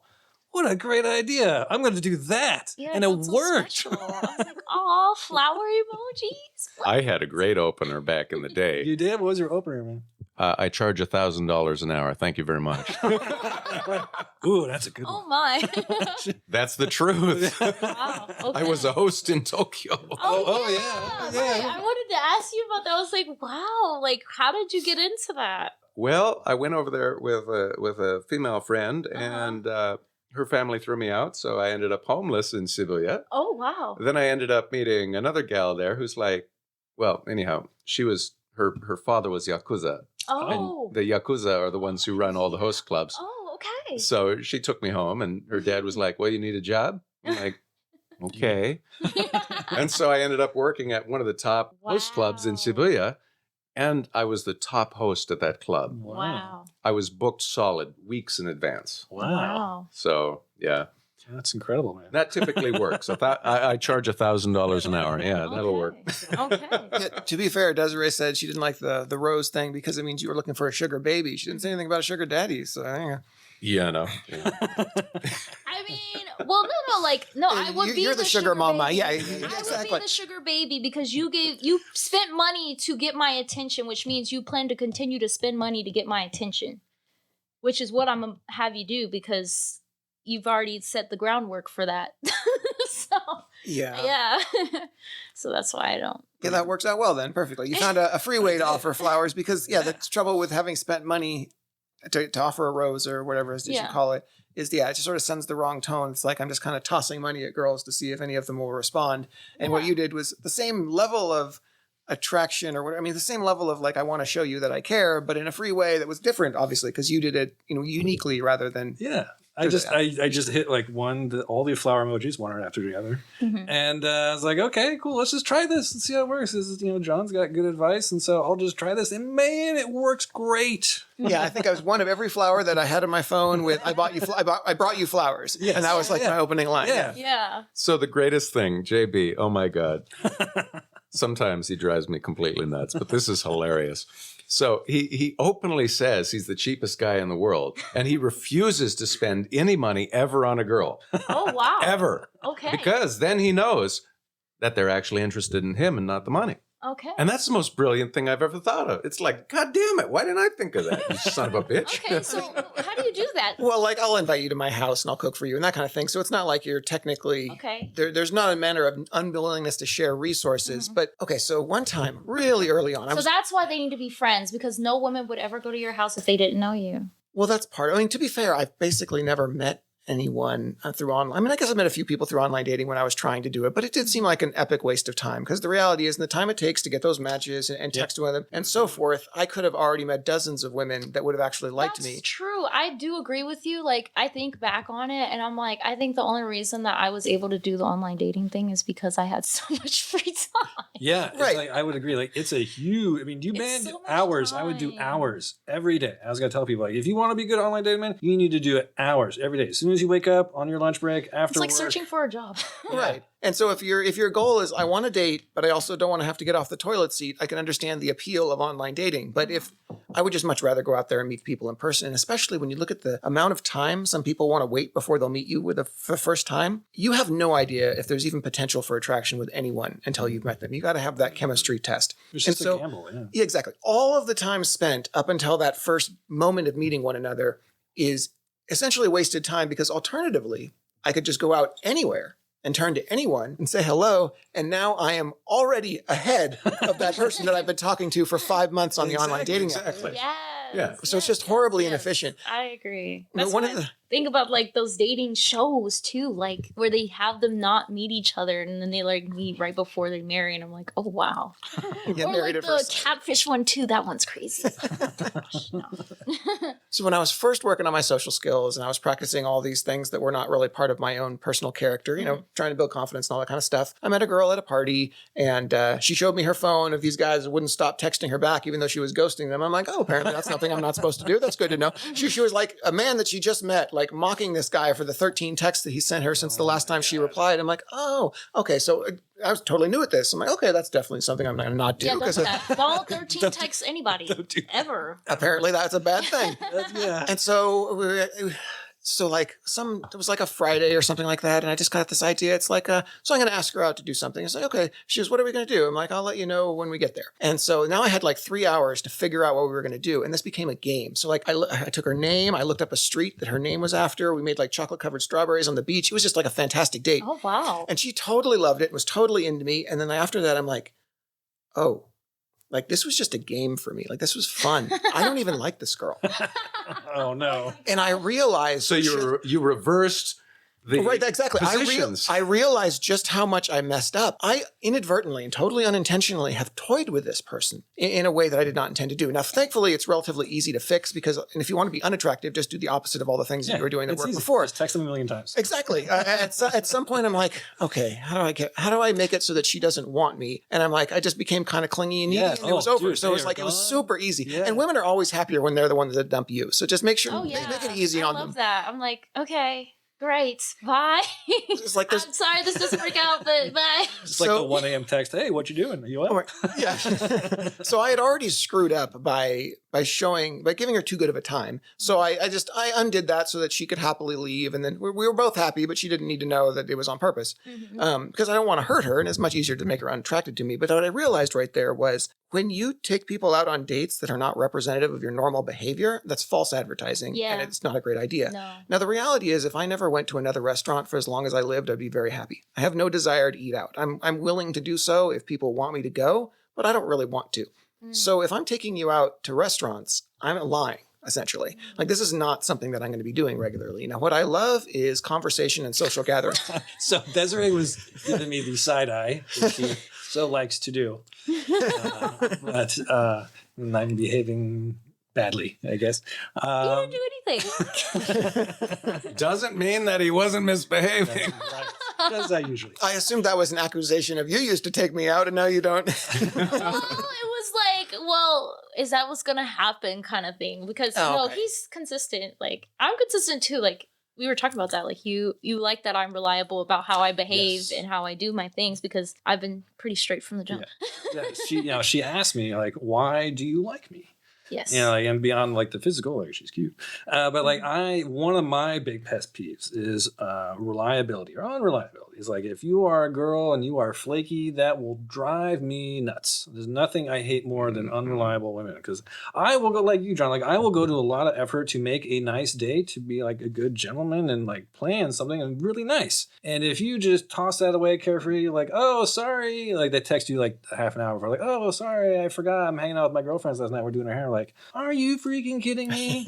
Like, it would drive me up a wall. It would drive me nuts. And so that is one of the things I really look for in a woman, is reliability. It's like, hey, if we agree on to go out a certain time of day, like, and you like we agreed on, like adults, like you actually do. You actually show up and you say yes. And like, that goes a long way for me. And I'm sure it goes a long way for a lot of guys. Yeah, So, for women too. Like, we appreciate, like, you appreciating my time. Yes. Yeah. Don't waste my basic time. human decency. Yeah. I don't know why in the modern era everyone's forgotten it. Yeah, like man, like probably the worst example is I went Yeah. on a date with one girl. She was 45 minutes. I would not even be there. Oh my And I was like, I'm just gonna go. I was just like, any minute, like she would text me, like, I'm on my way, I'm 5 minutes away, I'm 5 minutes away, I'm 2 minutes away. I'm just like, I Did should she just have go. a good reason?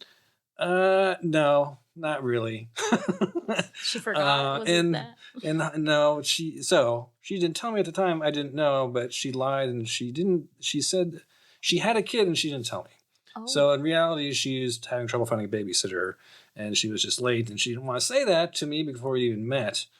But yeah, man, she was the worst girl I ever dated. I definitely should have left and never looked back. But yeah, that was a good sign. Just like people who are late, they are selfish. They do not value you. They are going to use you and dump you like yesterday's garbage. Yeah, I eventually adopted the let's meet at my place and I can drive us where we're going to go. That way we can talk in the car, which is one, true, because I want to talk to you and us driving separately seems silly. But two, it means that you're coming to my house. So if you're late, I'm already home. So it's very convenient. Right. That's a good idea. Yeah. Okay. I Well- mean, yeah, but that works if you know the person already. Right. And to be fair, I did not do that much online dating. And it's so the false advertising topic. Yeah. What you get with me is I love conversation. So we're probably going to talk a lot. Mm-hmm. And I love people. So we're going to go to parties and things like that. So if you like social gatherings and you like conversation and you like, cuddling and intimacy and so forth, but I realize that comes later, you'll probably be happy with me. If you want to go hiking every morning or you want to go skydiving every weekend or you want to go to restaurants all the time, there are plenty of guys that like doing that. I'm just not the right person for that. Yeah, me. I like hiking. If nothing else, you can sleep with me while you look for that guy. So yeah, that was just generally the way I would do it. I just came to the conclusion to be better off having an honest portrayal of what life with me is actually like. And that way, we're not going to just have an unhappy relationship 6 months down the road where either I'm doing a bunch of stuff I don't want to do or you're unhappy because we're not doing all the stuff that I pretended I normally do. Are you okay with having like separate lives but coming together type of relationships? Potentially. What do you mean? So like there are couples like with a partnership, you don't have to like to do everything together. There are many people who like to do certain things with their partner and like everything else is kind of like their own life. And I feel like that is really great because you should still be your own person. And that's kind of where I'm coming from. Like there are women who like have their book clubs, they have their business, they have community gatherings. Like I go to a lot of Buddhist meetings and things like that. I do leadership stuff. So I have my own life and I do all these things. Like if I wanted to do skydiving and you didn't want to do skydiving, I do not want to do skydiving. Would be fine because I would just pick friends who do want to do that and then come meet you and tell you all about it. So is that something that you're cool with? Yeah, definitely. It's not necessary for you to have all of the same hobbies all at the same time. And of course, before you even move in together, you tend to have lots of time apart from one another. So yeah, it depends on your long-term goals for sure. Absolutely, yeah. And I'd say that's probably why our relationship has been working so well. Because it's kind of like what we do. So like we have our own things, but we definitely do things together. Like she comes to my car meets. Like I like to shoot guns, so she came to the range with me. And like that was a huge step for me. And I was like, wow. Cool. She likes to shoot guns. A hot chick likes to shoot guns. Oh my God. Yeah. And yeah, she my likes, stepdad made me go to the range. I mean, I'm from Texas. you're from Texas. I'm So from yeah, Texas, this so. And yet you lost the shooting games to him. So I don't know. I mean, okay, women are better shooters in real life, but on the game, guys, they got it. we're They more got it. aggressive. Yeah, you guys are more, like, on the game, I hesitate. Like, because I'm still emotionally charged, regardless of whether it's a virtual game or not. Like, that's why I play Fortnite. And not Call of Duty. Like Call of Duty, there's like real looking faces. In Fortnite, it's like, okay, this is a game. I can disassociate from reality with it more. But I would like to go to car meets. She would come with me to the car meets, and she would actually have a great time. Yeah, it was fun. Like I'm learning so much about cars that I never thought I would ever learn about.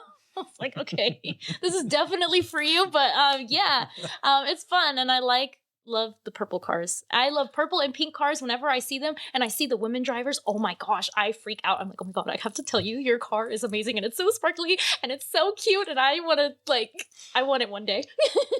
All right, so I got to ask, what's your dream car? So I am a Ferrari guy. Yeah. I really like basically any Ferrari that I can afford would be good. But like I really like that Ferrari SF90 or Ferrari LaFerrari. But like the 488, like the 488 GTS looks really nice. Yeah. He had so many car photos, so I knew he was a I did have so car guy. many. I have like 1 or 2. You had like 3 photos, and most guys have 0. So I knew you were a car guy. That's problematic. Every man should have only car photos.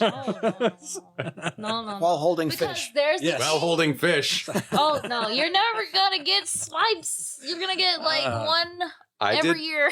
I did fine. Yeah, see, Uh-huh. Desiree, this could work. Yeah. No. Well, you're not getting me.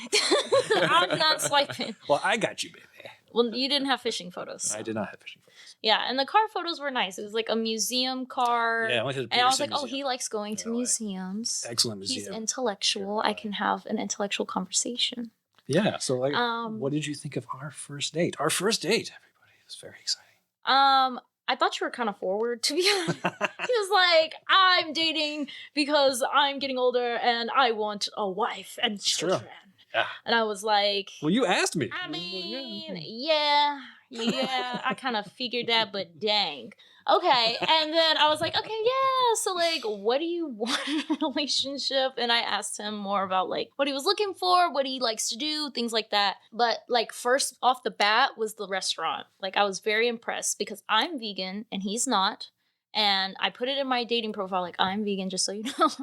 And he picked a restaurant that had both vegan and non-vegan kitchens. So it was a kitchen that was separate and it only made vegan meals. And I was like, that's very good. Like, he was really attentive of that. And I got really happy about that. And so then when we got there and sat down and everything, I was kind of nervous because, like, I'm younger than you by a lot. So, like, I think you were literally half my age. I'm basically. Yeah, like, Yeah. well, this is a year ago, so I was 44 and You were 22. you were 44 and I was 22 and I was just like, I've never dated a guy this old.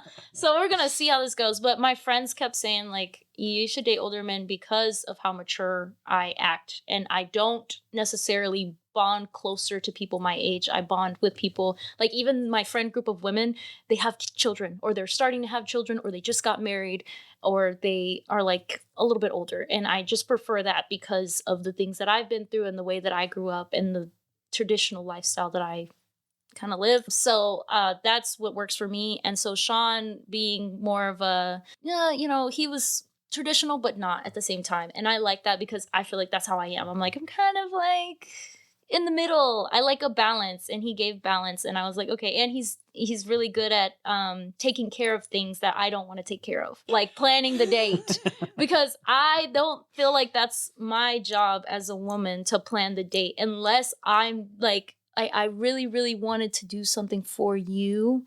Like, then I'll, like, plan it and I'll feel like, oh my gosh, this was great. But it's not something that I feel like is my thing. Well, that's you. interesting. Do you believe in traditional gender roles then? Because Yeah. you're okay.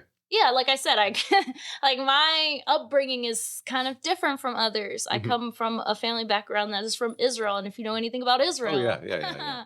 So, like, I grew up being trained on, like, how to, like, run a household more so than, like, be a career woman. Gotcha. And, like, my mother is a career woman, but she also is a host. Like, Gotcha. there were people at my house every Shabbat dinner, and I was cooking in that kitchen. I know how to make bread. I know how to make milk. I know how to make a lot of stuff. So, like, I know both sides of the coin. So I needed balance. And yeah, that's why I was leaning towards that. And everybody kept saying older. And she very much enjoys being a passenger princess. Yes. Excellent. Yes. It was nice to hear you get that advice, because one of the pieces of advice that's so common these days that I feel like is really not good for women is they constantly will tell them, oh, you should get a career. You should focus on your career. You can have kids when you're 30 or 35 or whatever. But if you actually look at the data on it, the problem with that is if you make it to 30 or 35, there's a really high probability you're just never going to have kids, because, now you're looking for that husband and the choices are not necessarily there. And the reality is most women would be much happier having kids in their 20s. And if you really want a career, you can start when you're 30, but doing it the other way around is much less likely to work. And you'll talk to women. It's like, okay, well, I get that. I can agree with that. But have you met men my age? They're all little boys. And like, oh, you're absolutely right.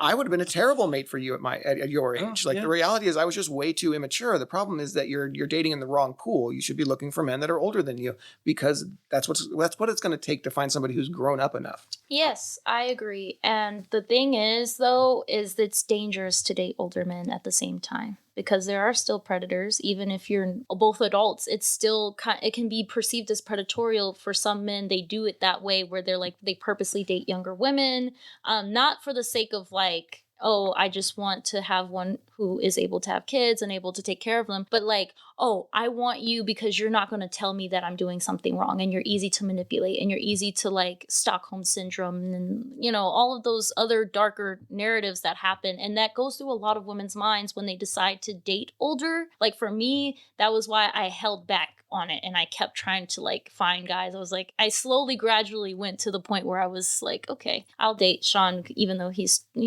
lot older. Because I was like, okay, 20, 25, 29, 27, 31, 40, 44. So I jumped and I kind of like gradually went to that way because I was trying to find out what works for me. And it's not necessarily to say that there isn't a guy who's mature at 20. It's just hard to find. It's harder to find. Yeah. It's kind of funny. So like social values for men and women are basically inversed. So like when you're 18, when you're an 18-year-old woman, everybody wants you. Yeah. And if you're an 18-year-old guy, well, nobody wants you.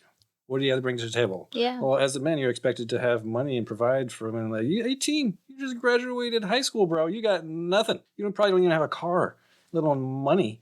So no one wants you. And you don't usually have social maturity either. You don't. You're much more likely to see that grandfatherly figure who really knows how to work a room and everybody likes him and is just a strong, person that people appreciate. You don't usually have that when you're 18. So you're missing all of the important traits. You've got youth, which is nice, but unfortunately youth isn't on their list usually of important traits. Mm-hmm. I mean, they would generally prefer someone closer to their age. Yeah. But that's really what it's more of a preference. It's not an important thing. It's not. I usually call it the hidden thing on the list. It's like, what do you look for that's important in people? And I'll have them write down like everything that they're looking for. And I'm like, okay, what did you forget to write down, but you almost certainly constantly use? And the answer is age. And the problem is you've acknowledged that it's not important because you forgot to write it on your list. Mm-hmm. Now you need to remember that it's not important when picking partners because the reality is it's not important. I mean, you mentioned you got to do the dark triad stuff, avoid bad people, but just because they're older isn't automatically a problem. And they're much more likely to have all those other things on your list if you just get somebody who's older, because we boys are not very mature when we're 18 to 23. It's just we tend not to be good candidates. Yeah. I went through that. Like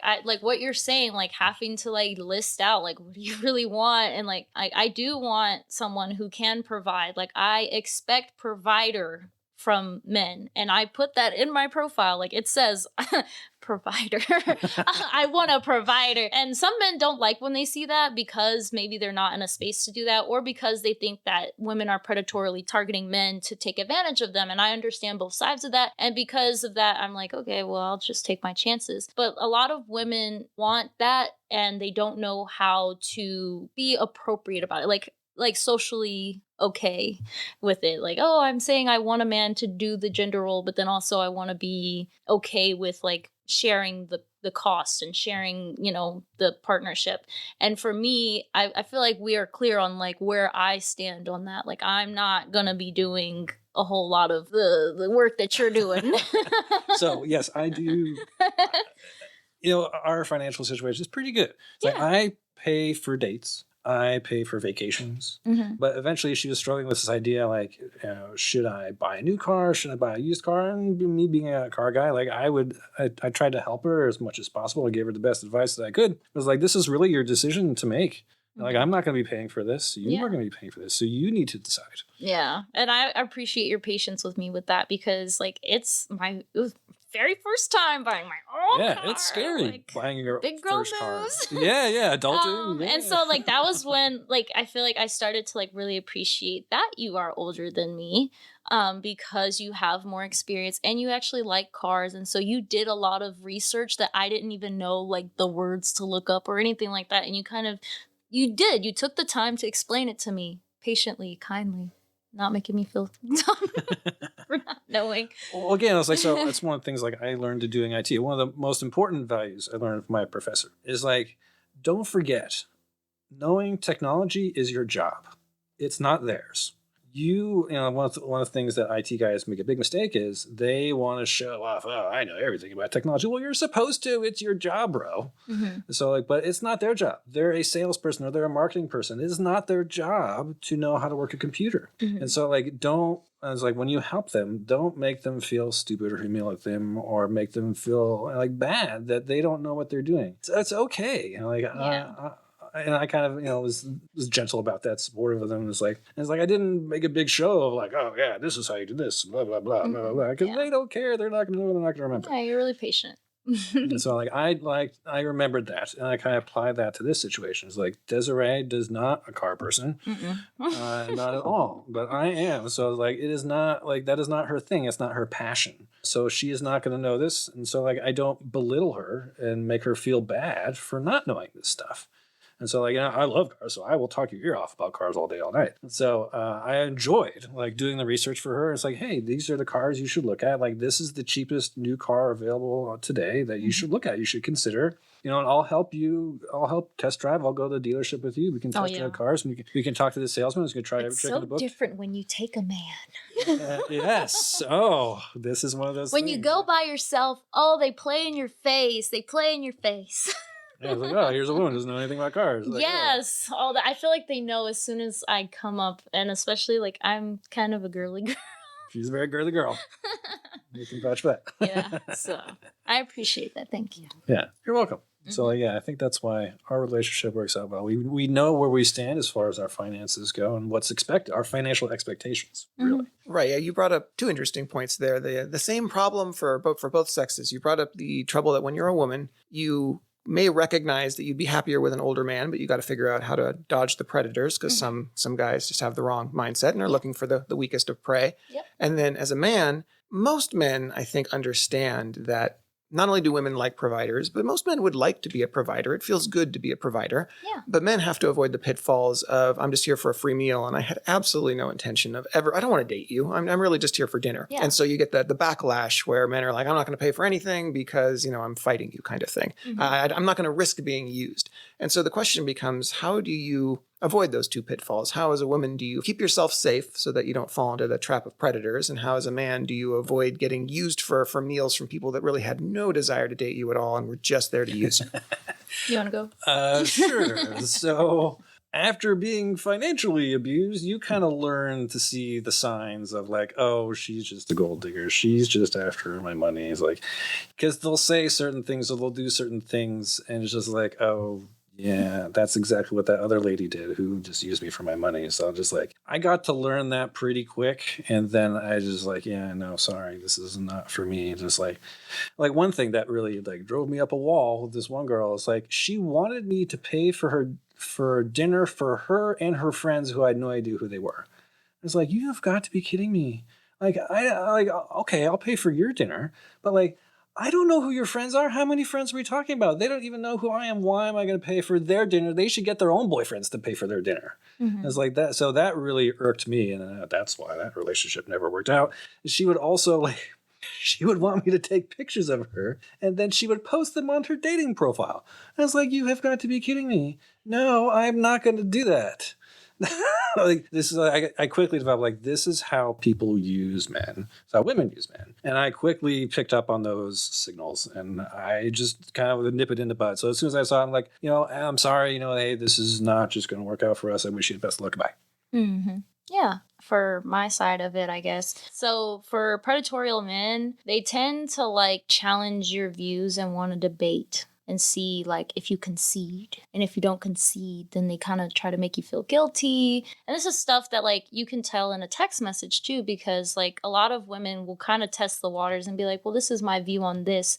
How do you feel? Because I kind of did that with you a little bit. It wasn't like political. It was more like I just say things that are not too controversial, but enough to test the waters. And if you debate with me like intensely and you want me to concede and you're basically showing me that you want control. A lot of it is about how much are you willing to do to gain control. And if your whole goal is about control, then you're a predator to me, because my goal is not to control you.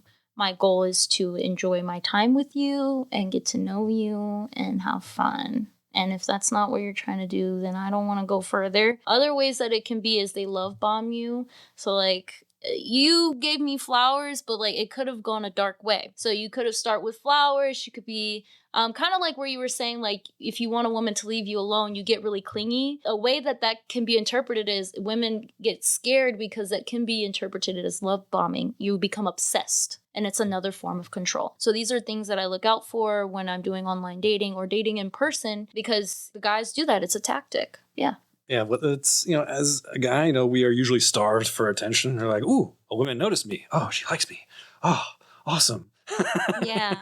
And we kind of get fixated, if not obsessed, on a certain woman. It's called one-itis. You get really focused on one girl. And then, like, of course, because most relationships don't work out, like, oh, eventually it won't. And you're like, oh, why did she like me? What do I do? Oh, I need to win her back.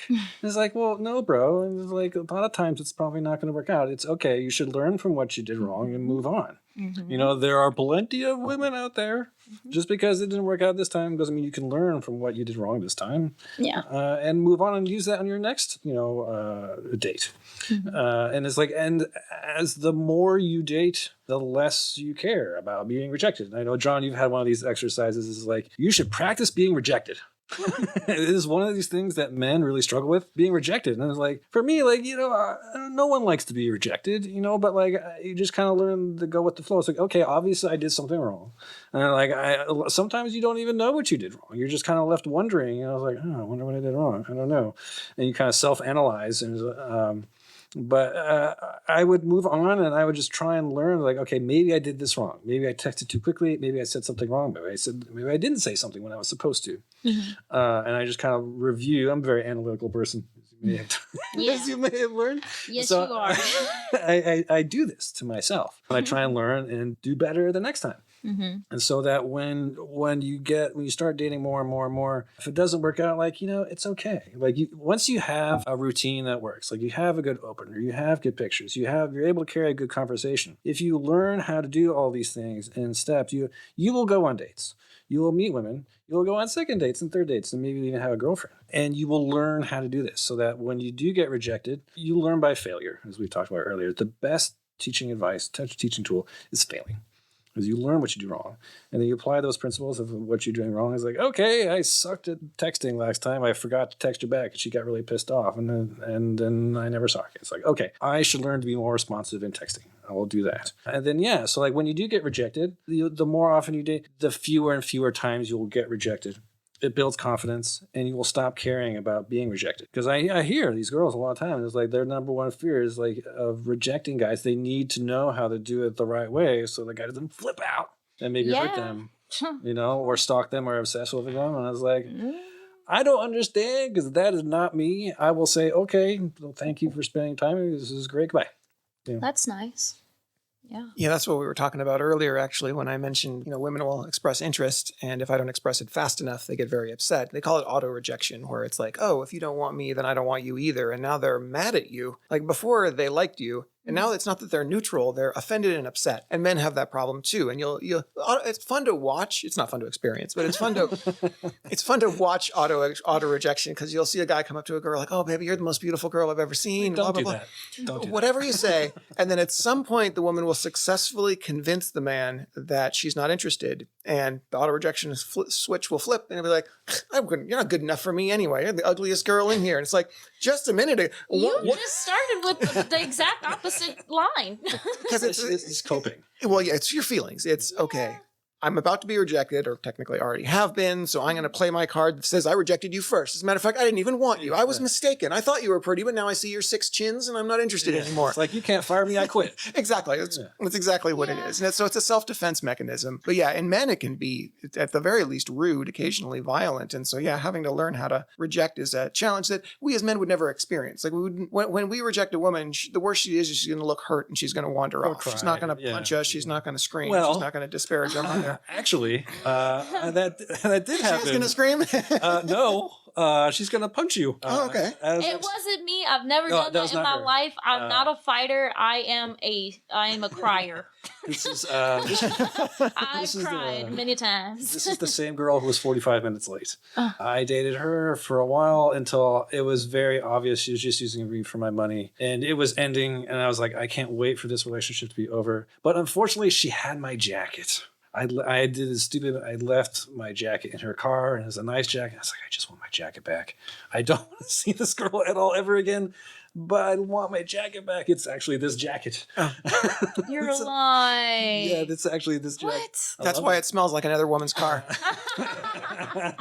I love this jacket. And so I was like, I just want to meet her one more time so I can get my jacket and get the hell away from her. But she actually bought me a gift. I didn't believe her. But she actually did. She bought me a gift. And it was actually a pretty nice gift. But I was like, okay, yeah, thanks. But I don't really want this. And she got all upset. And then I was like, okay, well, I don't want this. I want to break up with you. And she got all upset. And she wanted me to give it back to her. I'm like, okay, it was kind of nice. But yeah, I don't really want it. And then as soon as she got it, she punched me right in the face.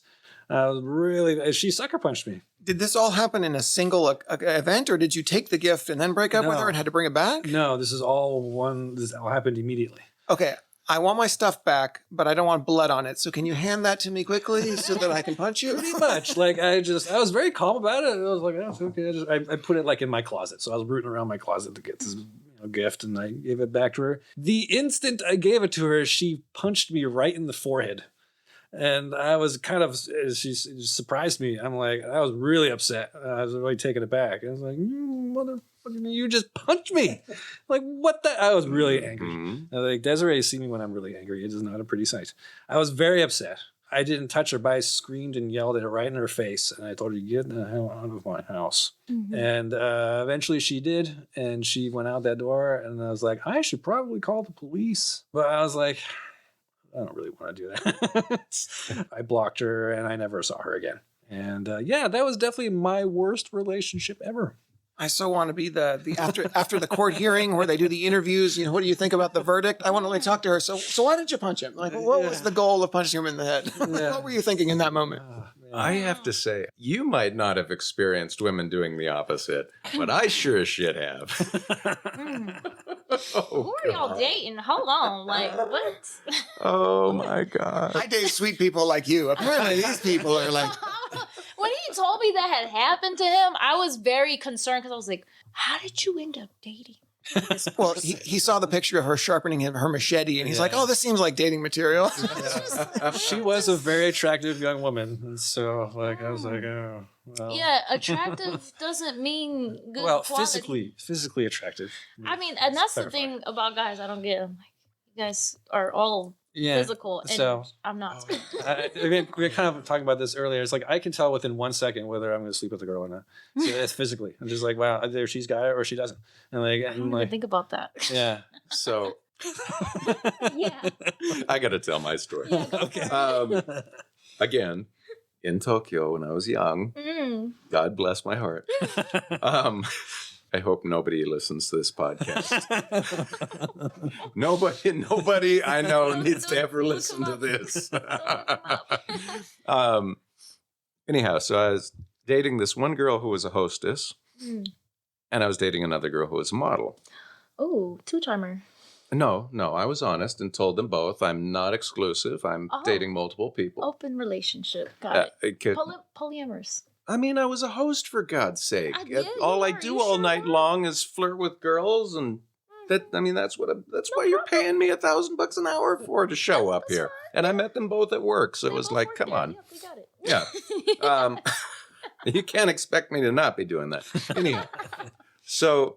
Anyhow, the model, she wanted me to quit my job, and she wanted me to become serious with her, and there were problems. She was one of those girls that knew that she was a perfect 10 and like the world owed her something. Okay. Like she had a chip on her shoulder.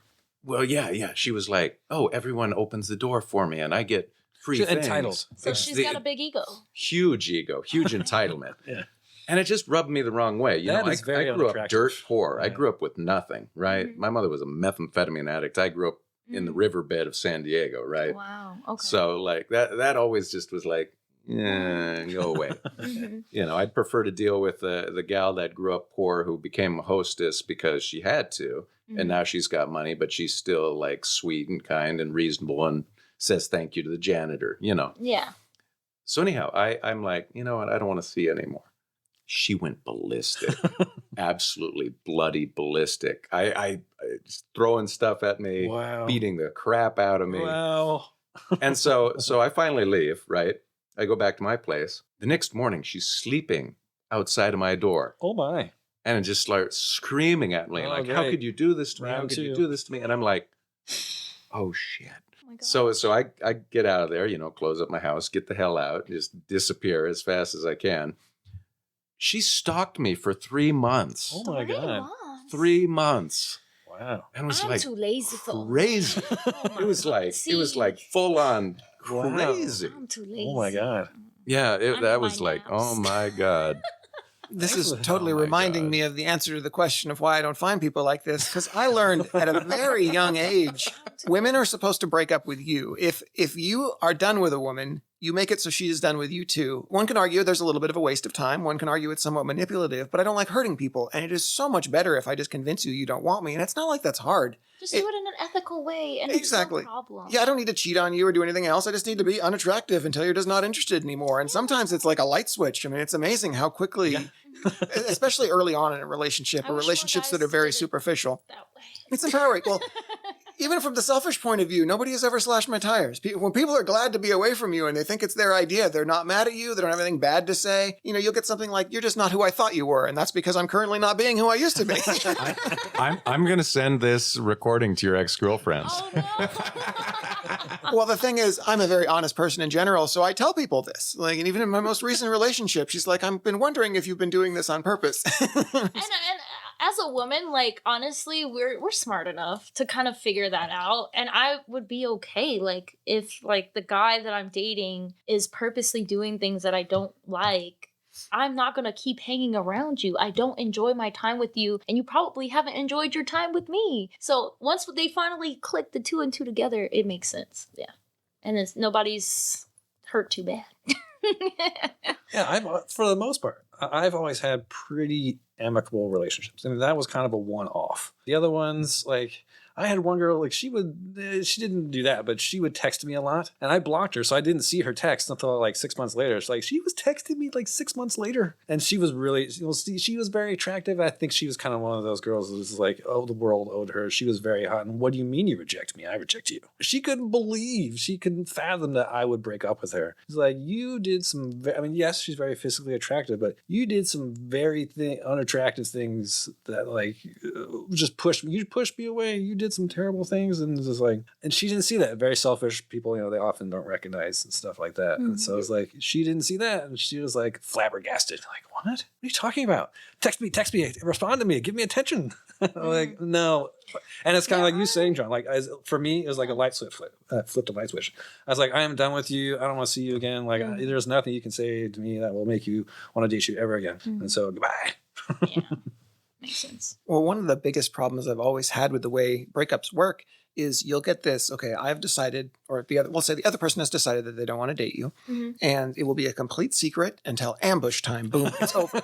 And it's like, well, that seems like the absolute most painful way possible to break up with somebody. It's like you go from strong sense of attachment to complete cold turkey, I can never see you again. And that always just puzzled the hell out of me, because for me, the best relationship endings has always taken place over time. Like, the absolute best way to end a relationship ever is one of you moves away. And so you're like, in 3 months, I'm going to be gone. And so you get to enjoy each other's company. You get to kiss each other goodbye. You don't hate each other. There's no animosity, but you also knew it was coming. That's very different from, That's true, yeah. I hopped on a plane last night and I'm never going to see you again. It's like, well, that seems unnecessarily rude. I thought I was making it clear over a period of time, all right? I thought it made sense. I think, you know, men, we tend to miss a lot of these little hints that women drop for us. They think they're being very obvious. Like I was all gonna of them? start talking about that because Yeah. he was saying like it comes off to men like you're just clicking off and you're done with them, but women, we like a year in advance we kind of plan like how we're exiting the relationship if we decide we don't want to be with you. It's not like, oh, we're done automatically. No, it's never like that for anybody. Both ways, it's usually a long-term decision. But for women, we're so passive because it's just safer. Right. We Yeah, don't I wanna totally get hurt. understand. Yeah, I understand that's the way you have to do it, because the reality is you can't say, so what you've been doing lately really makes me not want this relationship anymore. Now, I'm not quite ready to walk out right now, but I want you to understand that if these things don't change, I'm actually leaving. This is not the, haha, I'm just kidding. I'm going to see if I can push you around. I'm pretending to leave. I'm actually going to go. So what I need from you is either to change these 4 things, or if you feel that you can't, to emotionally pull away because this thing's ending. I totally get that you can't say that because the guy could freak out and kill you. I mean, literally kill you, Yes. not even humorously kill you. Yeah. So I get that you can't do that, but because I'm the man, I can. And so I can say, I need this from you. And if this is not working out, I let the relationship drift into oblivion, which is technically a waste of time. But in the end, it's just a lot less painful for all parties involved, including me. It's nice to have time to separate emotionally before you have to separate physically. Well, I mean, we also see the opposite of that, right? I mean, you and I both know a particular someone who does not understand that men are bigger and scarier and gets right in their face screaming at them. There's some women that just don't understand. I mean, they also, I've met women who are like that, and then I meet their dad, and I'm like, okay, I got it. And then a lot of times it's because their dad will come in and like hold it down. Like if you got the dad like that who's like, I did like wrestling or boxing, and like I dare you to say something crazy to my daughter, she's gonna have the oomph.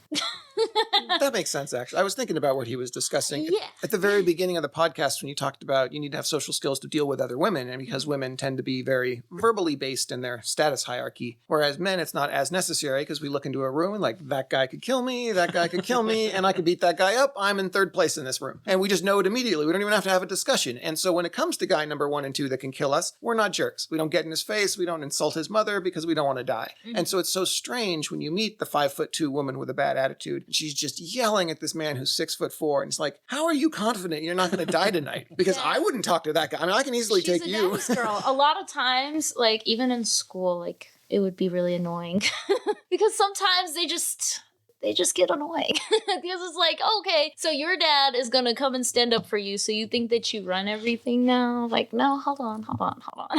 All of us can live equally here, and it really just plays out mainly when they're dating guys, and you can see like they will go for the buffer guy, the quarterback or something, and be like, oh, he's so nice to her and he behaves so well with her, whereas women who don't have that dad who's like buff and everything, they're not gonna think of it that way. They're gonna be like, okay, well, I don't want to put myself at risk or put my parents at risk because of the situation if he does have anger management or anything like that. So it's a different mindset, and that's true. The 5'2". Well, since you brought up personal safety for women on a few occasions so far tonight, it makes me want to ask that. Because one of the things that I always considered to be one of the ultimate compliments to me is when a woman is willing to come back to my place. Because it's like, okay, you correctly judged my character, that I'm not going to hurt you. But I also understand that it's always a gamble. Like, I know I'm not going to hurt you, but you technically don't know that. You believe that, and you're correct. But that's a very risky trust of your intuition. Since I tend not to trust my intuition very much, I'm like, this is a gamble that could not pay off, but I don't have to trust my intuition because the world's just not that dangerous for me. So there's not that many risks I have no choice but to take. So how do you as a woman make that decision? Like, how do you decide, I think I can trust this guy versus not? It's complex. It's different for different women who have experienced different things. I've experienced, unfortunately, numerous events that have caused me to be more careful, which is why I speak so heavily on safety, because I've had safety issues. But intuition is key. A lot of women, the reason we have a higher intuition is because we have to. It's very important for raising children. It's very important for survival itself. It's important in a lot of aspects of life. For me, when it comes to determining whether I'm going to go to your house, how do you treat me around people? Like, if you are attentive of me, if you're paying attention to what I'm saying, you're caring, you're kind of more of a protective, more than like disingenuous with it, more genuine about your care, then if I feel that from you, then I'm more willing to like open up and be in your your area where it's your territory, so to speak, because I don't know your house. I've never been there. I don't know what it's going to be like. Who's going to be there? Or who's going to be there. So like, it really is a guess, and it's a guessing game, but you kind of have to just trust that the guy that you're with, if you've been with him for enough time, you have the judgment that like he knows that you trust him and he values that, and valuing that is really where it comes in. Like, you can test it out by like, oh, well, if I'm being a little bit difficult, how do you respond to that kind of thing? And that's kind of what I do now with guys. Like, I say things that are like kind of irky and make you kind of a little bothered,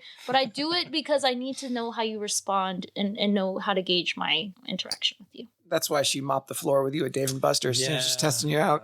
I mean, I had already know, like, pool was when I first did that. When I beat you at pool and you didn't like freak out or anything, you were like laughing and chilling. I was like, oh, great.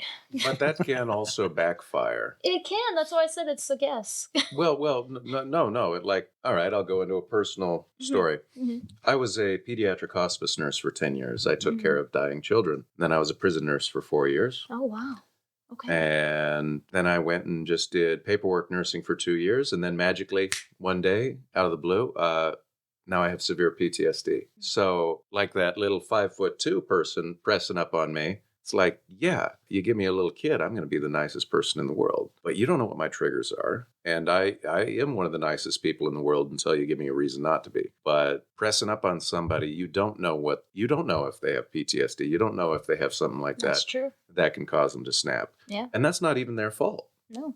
And that's a big thing, like, that I see with women who test this, that's, you really got to be careful. And it's not necessarily even a fair test, because you can push a button that you didn't know was there, and you can push something way too far, way too fast. Yeah. So. Absolutely. And I think, I mean, it's up to interpretation how people take that. But like, for me, I'm never gonna, like, I haven't said anything like super crazy or like to try and like, it's never to the point where I like want to get you irate. Mm-hmm. It's mainly, I want to see if we can disagree and continue. Yeah. That's where I come from.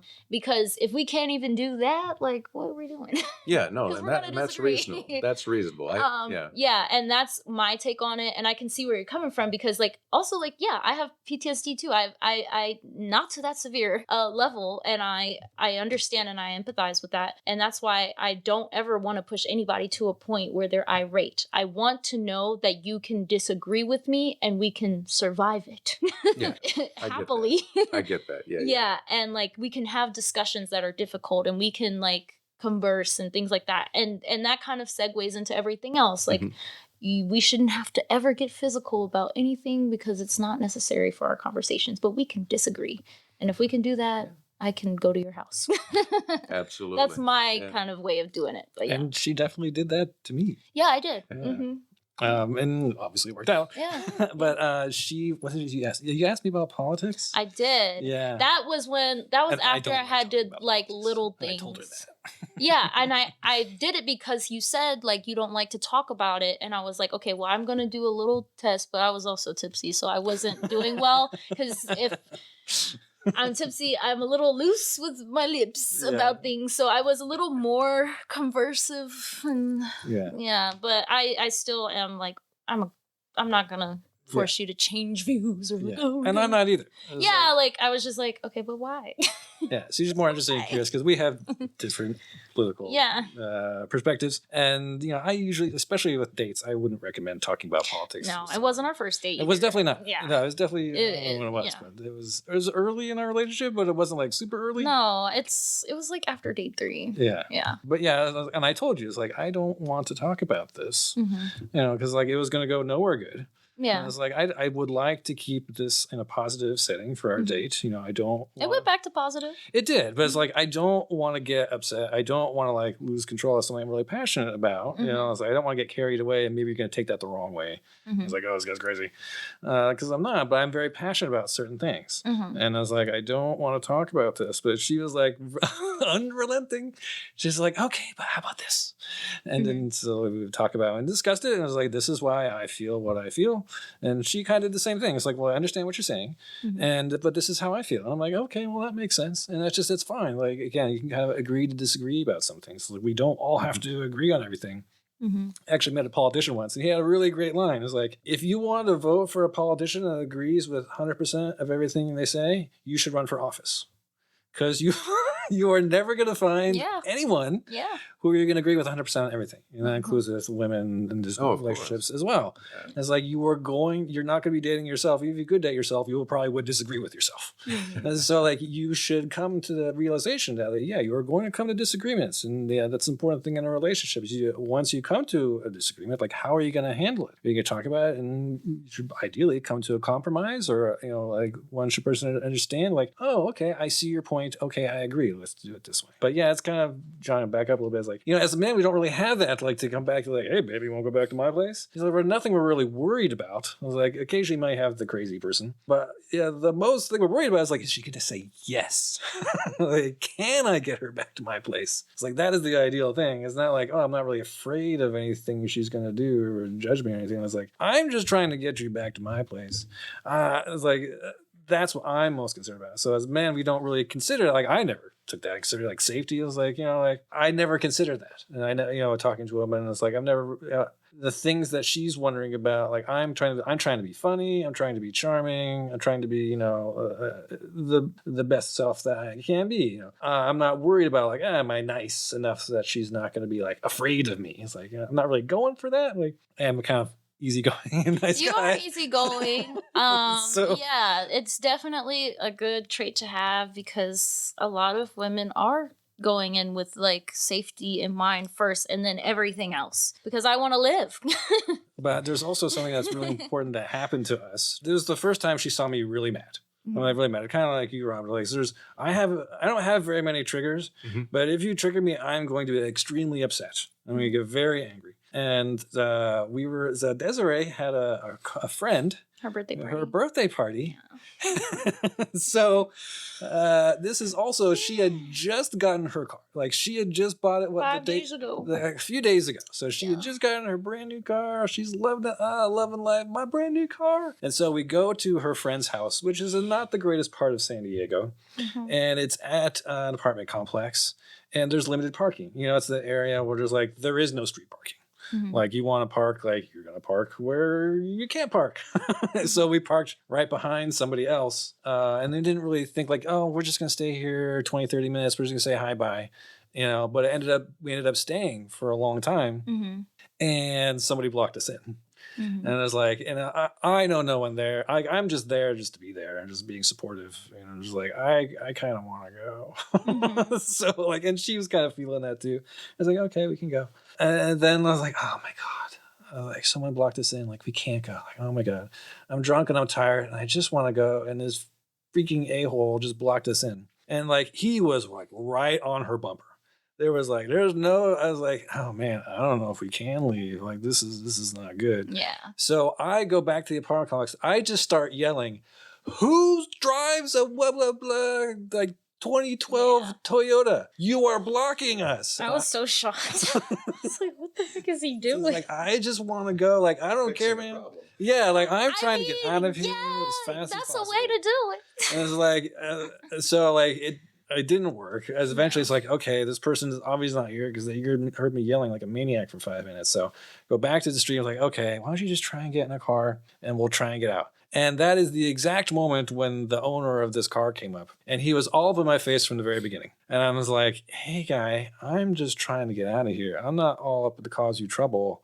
Like, I'm sorry. Yes, we're in the wrong here. Like, we parked in your spot. Like, not moving your car is not going to help. Like, if you just move your car, man, we'll get out of here and whatnot. He was having none of it. He was super pissed off because I'm sure, like, that part of town, like, I'm sure it happens a lot. Like, I'm sure he gets, people park in his spot all the time, and he's probably just pissed off. It's like, well, yeah, okay. Well, I'm pissed off at you because you are not helping this. I want to go. You are upsetting, you're upsetting me. You're upsetting my girlfriend. We just want to go, and you are being a total a-hole about the whole situation. And I was very upset. I was all up in his face, and, like, he was all up in mine. And, like, yeah, it was not pretty. And that was the first time Desiree saw me be very upset. I was so shocked because I was like, what the heck? Who is this person?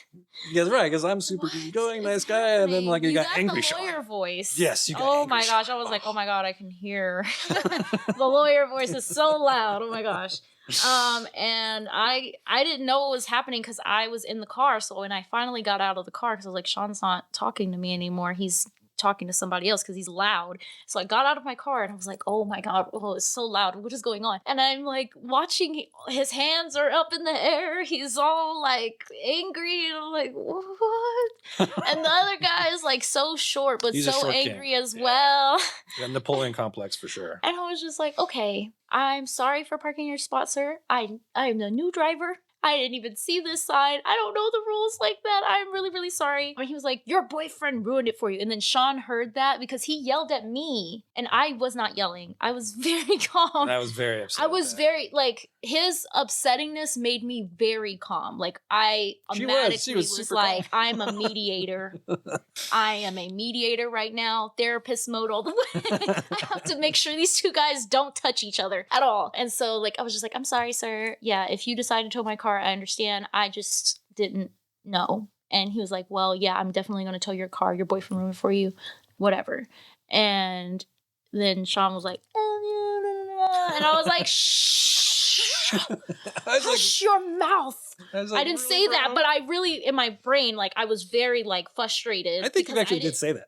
I did. I said, hush. I was trying everything in my, I was like, don't become a mom, because I have siblings that we have a huge age gap. So when when I go out with friends to the clubs or anything like that, I am the mom of the group. I have the big bag with all the tampons and the white. I am that girl. So when stuff like this happens, I turn into a mama. Like a mama bear type person. So I was like trying not to do that to him because I know guys don't like it when women like treat them like babies, and I didn't want to do that. But I also wanted to get out of this situation safely. So I'm sorry I shushed you, but I definitely was having a moment. I was like, what? So yeah, I was trying to make it better, and eventually you did listen and hush, and I was happy, and we walked away and we got an Uber. And I cried that whole night. And he definitely towed our car. Yeah, he definitely towed my car, and I paid $500 to get it back. Yeah, and I was really upset. It's like, you cost my girlfriend $500 when you didn't have to. You could have just said, okay, yeah, I'll move my car. So you on purpose caused my girlfriend to pay $500 because you're an asshole. I was really upset at that. I was like, wow, dude, you are a piece of work. Like, I really don't like you. But I was like, okay, let's just walk away. We'll get an Uber. We'll deal with it tomorrow. And yeah, sure enough, he towed her car, and we had to go to the tow yard and get Never her been car. there before. It's a strange place. They're not nice. There's no customer service. They're just like, yeah, No. pay me. All right, bet.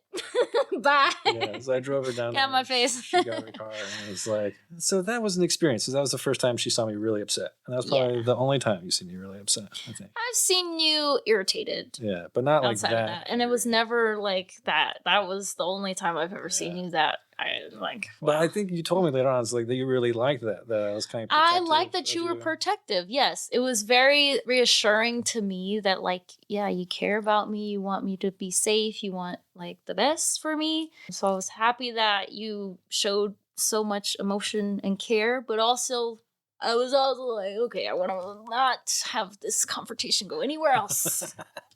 Don't want Sean to be in walk away. jail or the hospital. Right. I was like, let's avoid any other issues. Let's just have the car towed, please. Let's not have anything else. Because the moment he was yelling back, I was like, oh, this is gonna go anyway but the way I want it to go. Let's walk away. So yeah. I would have been very tempted to play bumper cars, where you slightly touch the bumper of that car and then slightly the one in front. He was trying to get me to do that, and I didn't know he was trying to get me to do that, because he was like, oh yeah, just back up a little bit and then come back. And I was like, what are we doing? It was hard. And then, like, it didn't get anywhere because we didn't do that. He was already walked up and they had already started arguing. So it never got to a point where we were playing bumper cars. Yeah. I guess he'd been waiting for you, really, as soon as you got to the car. So. Well, he was walking his dog. No, he said to me, he was like, I was waiting for you to come out. Oh, he did? went to walk his dog so that he could see who it was. Oh, I didn't hear that. And I feel like if he would have met me first before he saw Sean, like if I'd never got in my car, it would have went way different. Hopefully, because men usually, if they see a woman first, they don't do the crap that he did. Like, he would have been like, oh, yeah, but you were there, so it was different, and I couldn't. Also, women flirt with guys to get out of things, and I definitely would have done that. I would have been like, oh, hey, I'm so silly. Oh, my God. Oh, you're such a sweetheart. Oh, thank you so much. So much. You want my number? Sure, I'm gonna give you my number, and he's probably gonna text, and I'm gonna never talk to him Here's again. my fake number. Yeah, like, well, no, because guys now they text you immediately, and they like want you to show that you got the text, Yeah, and so like I just don't text you back. But anyways, yeah, it didn't go that way, so it doesn't matter. All right. Well, thank you for joining us today. Yeah, thank you, for John. having Rob, us. This Thank was y'all. fun. Yeah. Thank you all. And thank you all for listening. Yeah, thank you all. I hope to hear. I hope you all listen soon again and keep on coming back. This is Robert Richardson. And Coach John Bush. Bye, everybody. Thank you all. Bye. Bye.